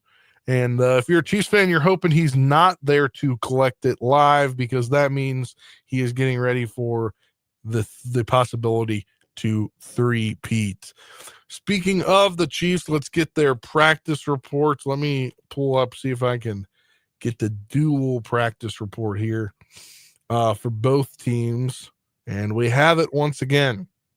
So for the Chiefs, nobody to worry about here. Yeah, I think you've got Mahomes on the injury report once again for the ankle, but that's just because he's still getting treatment for it. So anybody that's on this injury report is getting treatment for something.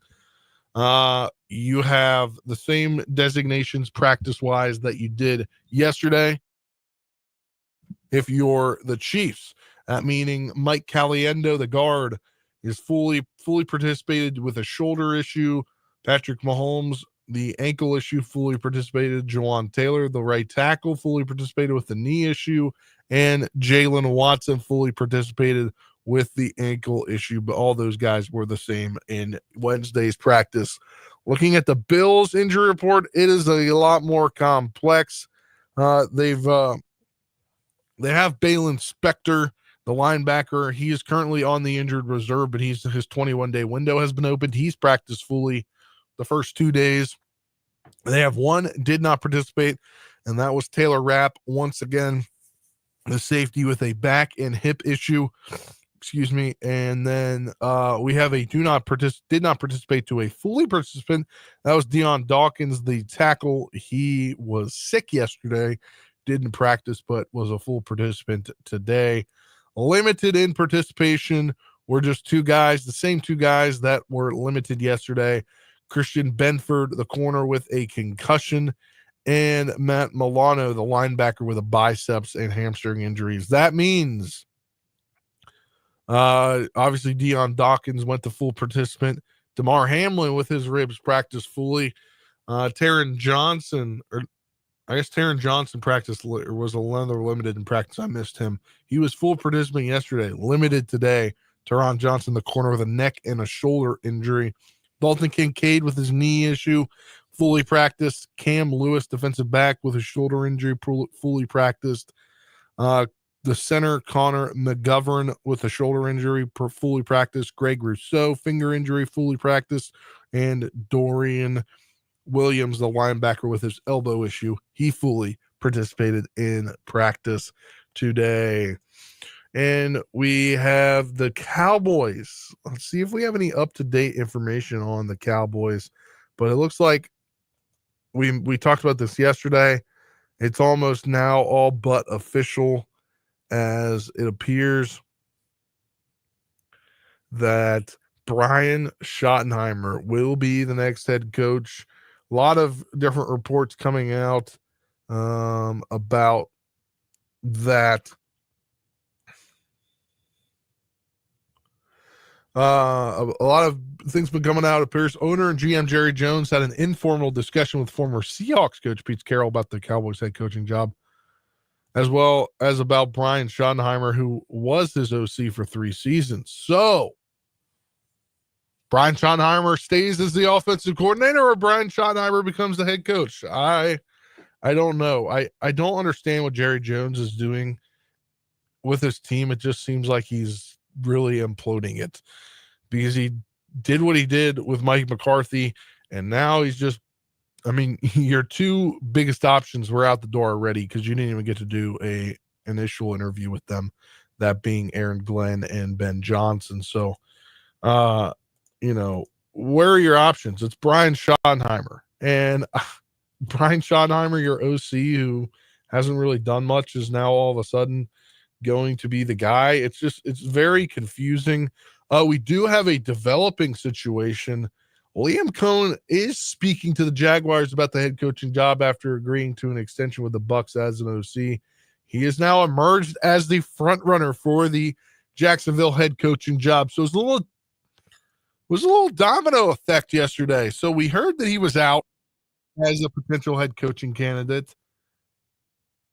And then you heard that he signed that extension with the Bucs. And then when all that happened,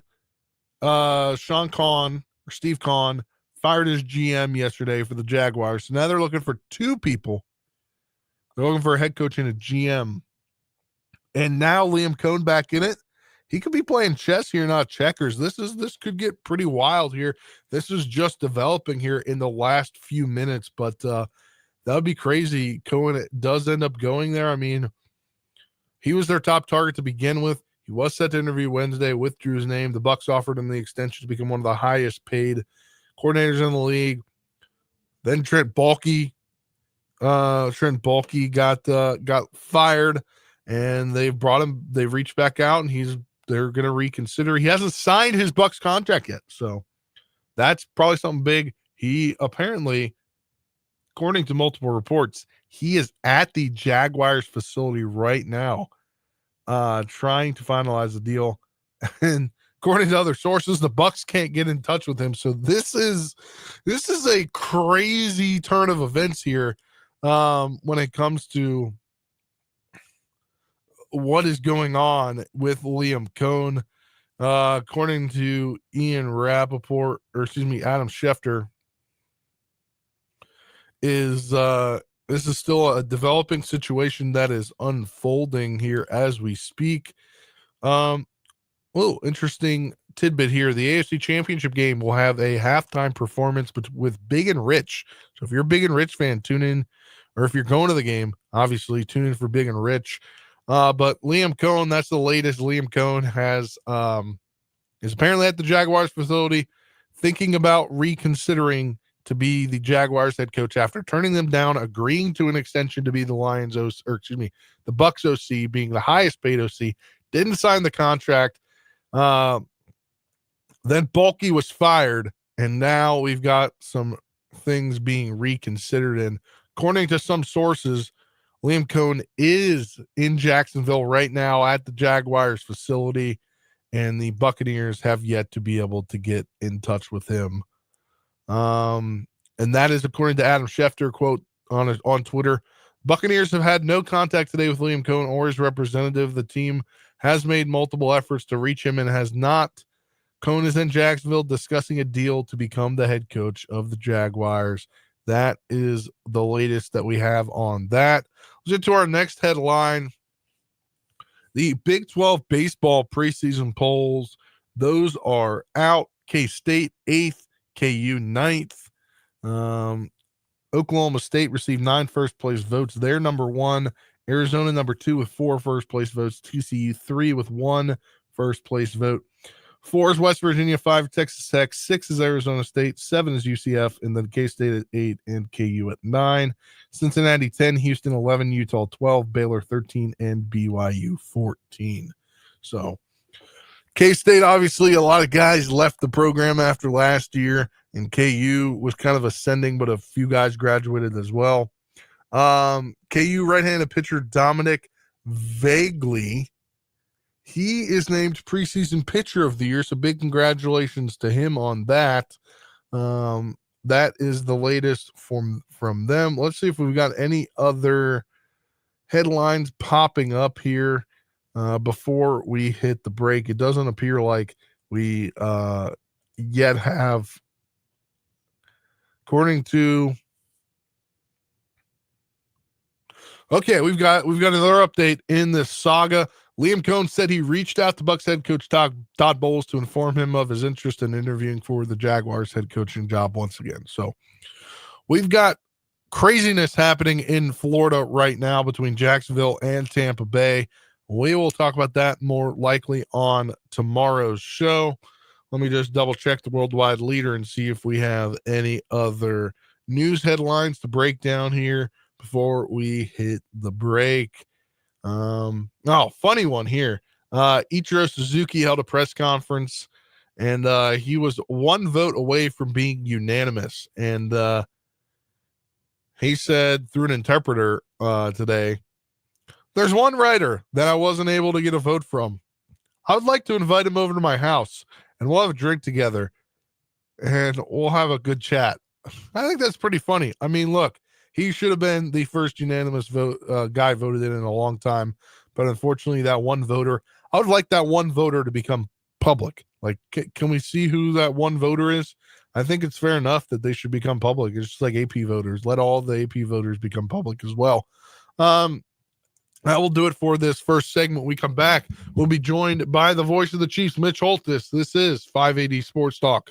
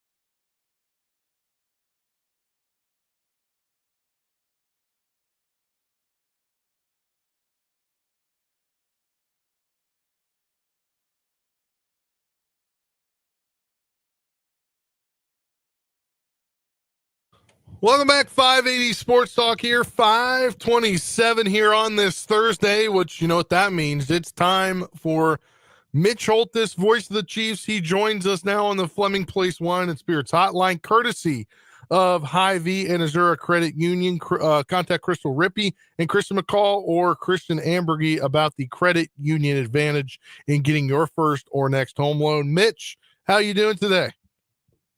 Well, I think hair's on fire is probably that's the phrase to use here, because we're on the cusp of, I think, is the most important game ever played in Kansas City because of the historic significance of what could happen Sunday night in this AFC Championship game between the Bills and Chiefs.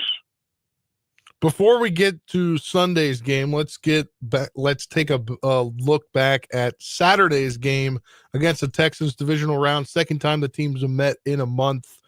And playoff Travis Kelce, it's a real thing, isn't it? It's so real. You look at what he's done, it's just stunning. The fact that he leads all-time NFL postseason pass catchers, including every wide receiver who's ever played this game. With his number of catches, he's closing in now on touchdowns. He's only 2 behind Jerry Rice there. and he's real close, 224 yards behind him in receiving yards. And he's the best that's ever played, but it goes up even a notch or two when he gets to the playoffs. And I'm just excited to see what he's got up his sleeve for the Bills again, because he's had great games against them. If you look in the playoffs against them, let's see, he's played them. He's got 26 catches and 5 touchdowns in the 3 playoff victories he's got over Buffalo. That's a crazy statistic to think about, because guess what? The Bills know it's coming, right? They know what they got to do. They got to cover him, but he's not really coverable in the playoffs. And he and Pat have the sixth sense. I mean, it literally is. Feel like, gosh, Michael Jordan and Scottie Pippen. We saw that come to life again last Saturday against Houston. So those two just work together so well. And again, that's the best quarterback pass catcher duo in the history of professional football in the postseason. So, yeah, I mean, here we go again. And Buffalo's got a lot of other stuff to worry about other than Kels. But Kels, there's a lot of choice routes and option routes and stuff that's not necessarily going to be Kels as the primary receiver. He just ends up that way and then ends up making a remarkable play. And then the running game got going when it needed to, not obviously what the team would have liked, but Kareem Hunt finds his way in the end zone and gets his first touchdown in the playoffs for the Chiefs in a long time. Yeah, but he's also a playoff monster too. If you look at what he has done, even in this brief time with Cleveland, Kareem is bouncing up there in the touchdowns. If you look at his playoff career, even though this is the first time he's ever won in a divisional playoff game in his first AFC Championship game, he's got 6 rushing touchdowns and another touchdown receiving in his career, and that's in 5 playoff games. So you go back and what he did, when he was a Chief a little bit, but a lot of that's Cleveland. So it's kind of playoff Kareem here too, in the fact that he's just so good at keeping the chains moving and keep the Chiefs in a favorable down and distance. And when you're the Chiefs, obviously you have the edge to you in the playoffs because you're coached by Andy Reid and you have Patrick Mahomes, you have the great fans at Arrowhead. But what does it mean to kind of get another guy going when it seems like that Travis was going to be the only guy to get going and then Kareem Hunt gets going? It was interesting because there were only 6 targets in this game. 10 targets in this game to wide receivers in the Houston game. And D-Hop only had 1 no catches. That broke his streak of consecutive games with a catch, which went back to 2013. And the same with Juju. He wasn't getting targeted a lot. But that had to do with the Houston Texans. Their corners are so good. Andy Reid's brilliant. You alluded to him, and he's got 27 playoff victories now, which that's stupid. He's only behind Belichick, who's got 31, and he can't get any more Belichick at North Carolina. So Coach could pass him up really soon. But the fact that Coach had a design scheme with Matt Nagy to keep the ball basically the numbers. They reduced the field like an 8-man field, and they played that game between the numbers for the most part. And that was out of respect for the Houston corners, Lassiter and Stingley Jr. So the Chiefs had a scheme where it was going to be middle fine guys. And so Xavier got a few of his, Kelsey got a lot of his, the backs got a few, but the wide receivers weren't necessarily in play in that game. They will be in this game. It's the whole field. The Chiefs will use it all front to back, side to side against Buffalo. And when we talk about this Texans game, one thing that happened is the defensive line and the defense feasted on C.J. Stroud in this one. A ton of sacks. George Karlaftis leading the way with a trio of sacks, including a huge one on 4th down. People were always asking Russ versus Russ. And I always said, not with the team that's played so many postseason games and so many games over in recent history. Well, I really thought the rest showed up on the defensive line. 2 things. 1, they were revved up and ready to go. I told you guys that last week. But 2, the fact that they keep a really good rotation. Think about 6 guys had those 8 sacks. You mentioned George with his 3. But Felix Anudike-Uzomah, the K-State kid, he got one really good. He had one in the Pittsburgh game, too. He's starting to come on here a little bit. Amenahu got one and a strip. We'll get to him in a second. Chris Jones got one. So it was, and the other guys up front influenced it. That is a real weapon going into the playoffs. Coach always talks about the trenches, and that's important in any game, in a high school game in October in Topeka, but it's also very important in the playoffs, and that's where Coach starts with his discussion. Well, if you've got an 8-man rotation that's fresh, oh my goodness, is that a real asset to take into any postseason game, and especially a conference championship game. And you talked about Charles Amenahu, and you caught up with him this week. Yeah, I wanted to highlight him. I think he's the secret weapon for this game, and here's why. I'm going to get into why the Bills are 12-4 and a narrative that you don't hit or hear very much. But before I get into that, Charles Amenahu last year in this game, the AFC Championship Game in Baltimore, after he was very good against Buffalo in the divisional round, tore his ACL in that game. That means he missed the Super Bowl. He missed most of this season. He didn't come back till Thanksgiving to play, but he's made a big-time impact. He, too, has been good in the playoffs throughout his career in his brief time with the Chiefs. He's got 5.5 sacks in the playoffs, but here's the big one, 4 forced fumbles. Now, Charles worked his tail off. I saw him time to time over the past year, and you'll know how intense it was for him because he has it down to the day. But Charles Amenahu gets to play a chance to play for a Super Bowl again, and it's not lost on him. From when I got hurt, that January 28th to January 26th that we'll play will be 363 days, and hopefully I can repeat history and then finish the game and keep going and get to the ultimate game, and that's the game I've always wanted to play in. I want to do my part to get us to that. Any rehab from any injury is tough. ACLs we know are really, really tough. But he knew 363 days. Like he is revved up for this game. He's getting a chance to play in this game Sunday late afternoon. And again, I think he's a secret weapon because his arm, his wingspan, and then his ability to play both the run and the pass, he can force the ball out and shock Josh Allen or even a runner or thrower of Buffalo, because right now Buffalo is not giving up any turnovers. They set a record this year for fewest giveaways in a single season with just 8.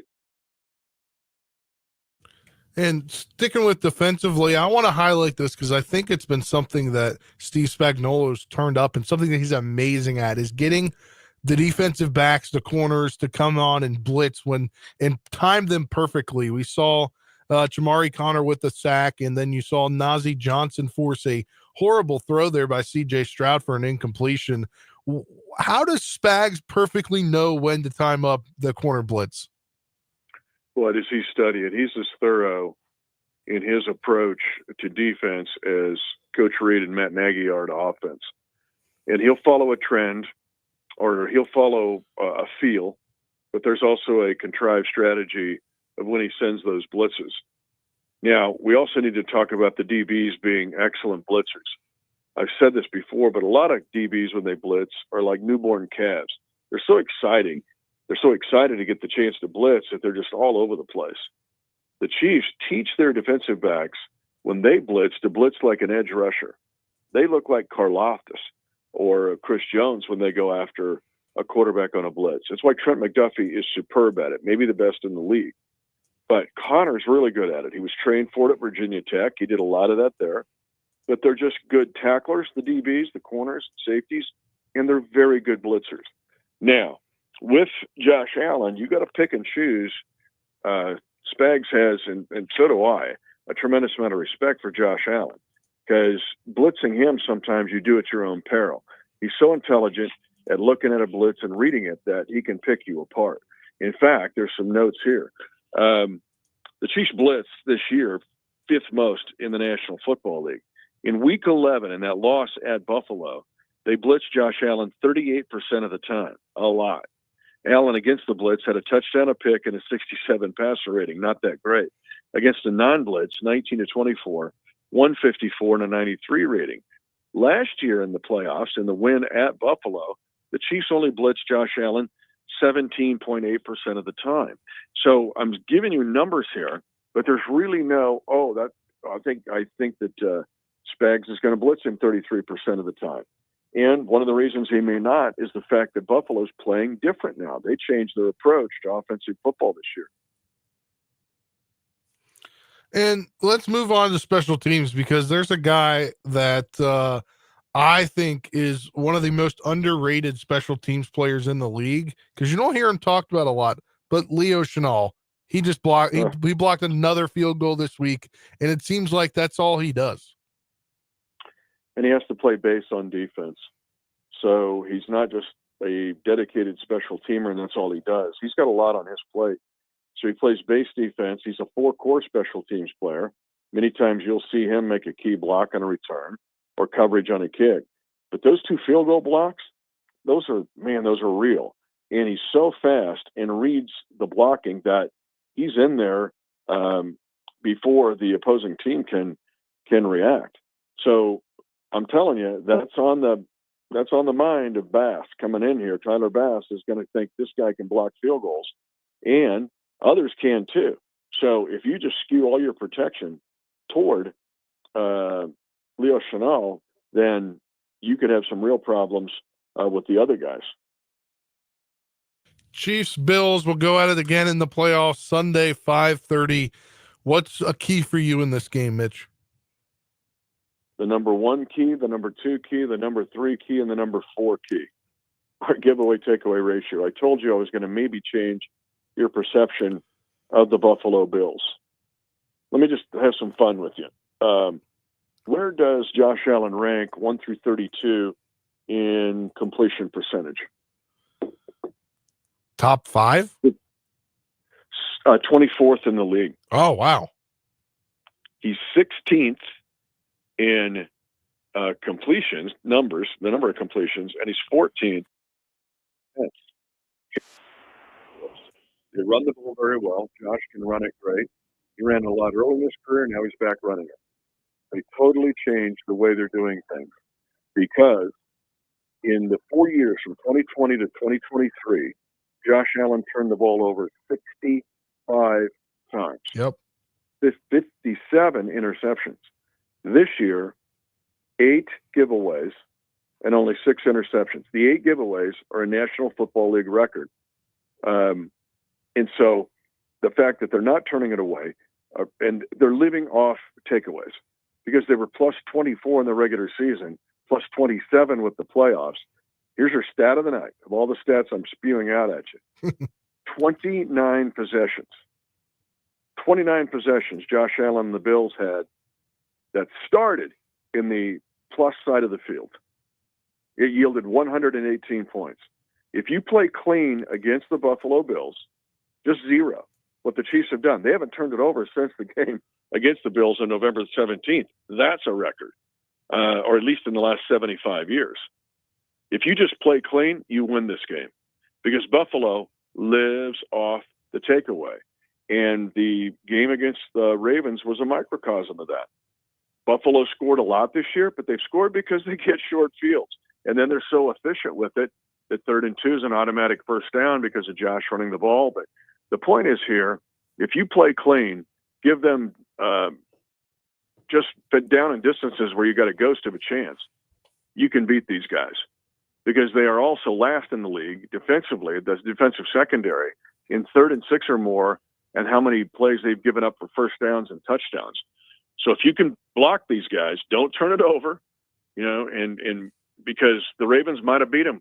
They had 3 turnovers, 2 ghastly turnovers. They drop a 2-point conversion, don't make another one, and they still almost win the game. If the Chiefs play clean, they'll get after these guys. Mitch Holthus, our guest here, courtesy of Hy-Vee and Azure Credit Union. Mitch, any nuggets of the night before we let you go? Man, I've been firing them away. Just, well, I know this one. No quarterback has ever beaten another starting quarterback 4 times in the playoffs. It's never happened. If Pat does it to Josh Allen this week, it'll be another NFL record. And it's history if the Chiefs win this game, only 3 teams have even been to this point that had back-to-back championships for a three-peat, the 76 Steelers, the 90 49ers, and the 94 Cowboys. And none of those teams won this game. Yeah. If the Chiefs win Sunday night, regardless of what happens in the Super Bowl, they already make history. So it's a big game, my friend. Well, hopefully we're talking next week about all that history and so much more. Mitch, thanks for the time, and we'll talk next week. You got it, man. All right, Mitch Holthus, our guest, voice of the Chiefs. He comes on with us every Thursday, and he's brought to you by Hy-Vee and Azure Credit Union. Contact Crystal Rippey and Christian McCall or Christian Ambergy about the credit union advantage in getting your first or next home. Let's step aside for a break. When we come back, we'll play back Andy Reid's press availability from earlier today. This is 580 Sports Talk here on 580 WIBW.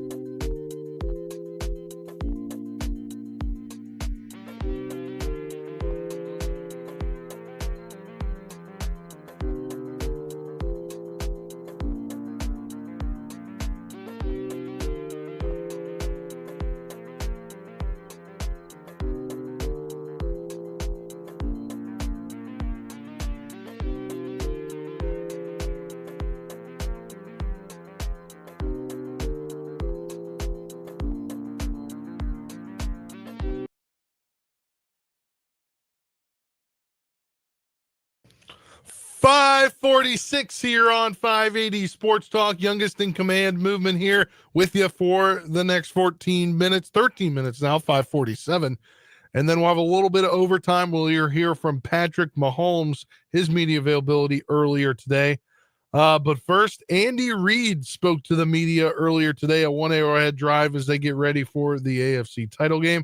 And here is his media availability. This is only the Bills' second time to get this round in the stretch that you've been here. They've been a very, very, very good team. Do you have a sense of just how hard it is to keep doing what you're doing against this group of teams that are all very good over these years? No, I have a lot of respect for the teams that we've had a chance to play. So we've been fortunate to be able to get to this level, small margin between winning and losing in the National Football League. So again, we're fortunate to be here, although a lot of hard work's gone into it from all our guys. Yeah. Coach, last game against the Bills, Patrick didn't have any rushes. He had one that was called back because of the penalty, but that's obviously part of his game and, something he does real well in buying you guys an extra set of downs. They have a special plan, something that was unique. Is that one of those tip your caps to them? They had a good plan, and do you expect them to go back to that to start next time? Yeah, well, they've been running the ball very well. They've got two good running backs, and they've got a quarterback that can run. So they ran it, I want to say, 35 times last week. So I'm sure they're gonna continue to utilize that. They've been doing that this year, and then at the same time, he can throw the ball too, and he throws it well.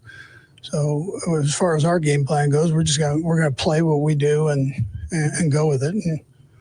And sometimes Pat takes off and runs. Sometimes he doesn't need to. I was actually talking about Patrick running. Yeah. How they took away how he didn't have any rushes. Yeah. And that they take that away, that part of his game away from you. I mean, is that something unique that they did last time compared to what they've done in other games? Yeah, they spied him last time. Yeah, they did a good job with that. Although we didn't have runs called at that time, we just had throws. And so I thought you were comparing the two. Yeah. They've got called runs for their quarterback, and that's not what we have. Yeah. Coach, Buffalo's really good at forcing turnovers. What makes him so good at taking the ball from the offense? Who was it? Did you mention? Buffalo. Yeah, they're one of the best in the league, if not the best. So their turnover ratio is right at the top. So they do a good job of whether it's stripping the ball and or intercepting the ball. The guys who've got good skill on the back end, along with the linebackers. So yeah, they've got a good scheme that puts them, gives them an opportunity to be able to do that. Well, the last two, Todd and then Sarin. Coach, you guys had 8 sacks last week on defense. The Bills have done a nice job of protecting Allen. I know he's tough to tackle, but what are the keys to getting to him and getting him on the ground? Because it seems to be a difficult task for most. Yeah, no, he's tough to get down. I'd tell you what I probably tell you every week, that you got to stay disciplined and stay in your lanes, and then you go from there. Yeah. But once you have a hold of him, you better know he's tough to bring down, so you better finish it. Yeah. Coach, I know we talked about this a little bit on Monday about how Houston was able to finish the first half and then start the second half and really keep you on the side. That's become, at least in the talking points of you. Have teams gotten better? Is that something that you back when you were with the Packers, maybe it wasn't talked about as much, and now it's a real point of emphasis. Try to, defer all that time in the middle. Has it changed? You know what? I don't know. I know what it is over the last 10 years or so. So it's been very consistent. If you're going to take me back 25 years, I might not have that stat for you, but I know teams are fairly consistent with that, with deferring, and then having that opportunity to work to drive that second half and get the ball. Is it part of the game calling of trying to not just score? I mean, you've always said scoring is the most important thing, right? Obviously. Yeah. Well, burning the clock at the end. You hope you finish with the ball, and then you hope you get to start it and get you an extra series in there. However, there's no. It's about 50-50 right there on the good and bad of it. So it's not a huge thing if you don't get it. That was Andy Reid speaking to the media earlier at One Arrowhead Drive. Stick around on 580 WIBW FM 104.9 here in about 13-14 minutes.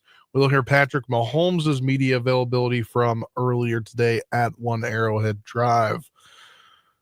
And you can tune over to our sister station, Country 106.9 at just about 6 o'clock. Brennan Dorzinski will be on the air with the Washburn women's and men's basketball coaches show live from Skinny Sports Bar at the corner of Huntoon and Gage. Wing night, get out there, enjoy some wings, and watch the Washburn men's and women's basketball coaches show, the number one men Washburn Ichabod women's or men's basketball coaches show. That is coming up on our sister station, Country 106.9. And then coming up here, just about 6:15-ish, we'll hand things over to Dan Lucero. He's at the Topeka Invitational at Topeka High as teams are getting ready to do battle tonight in the TIT quarterfinals tonight, semifinals tomorrow. We'll have that as well starting at 5 p.m. The Jerome Tang show will be later tonight, tape delayed. It will be coming on after the final whistle, and Dan wraps up things from the TIT for tonight. We come back, we'll have final word time here on 580 Sports Talk here on 580 WIBW FM 104.9. Back in a couple of minutes.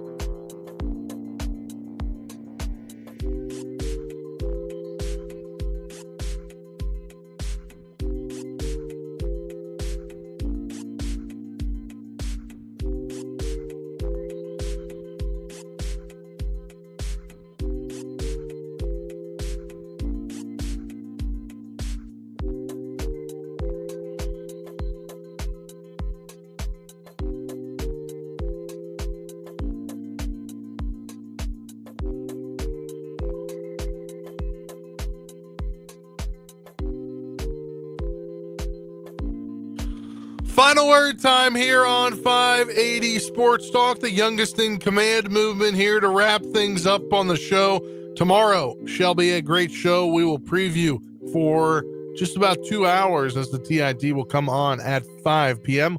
We'll preview the AFC Championship games. I'll get some licks in there on the NFC Championship game with my Commanders. We'll do all that tomorrow on the show. We're live from 3 until 5 p.m. tomorrow on 580 WIBW, FM 104.9, WIBW News on Facebook, and the 580 Sports Talk YouTube channel. For Brendan and Dan, I'm Spencer saying so long. Tune into Overtime next here on 580 WIBW.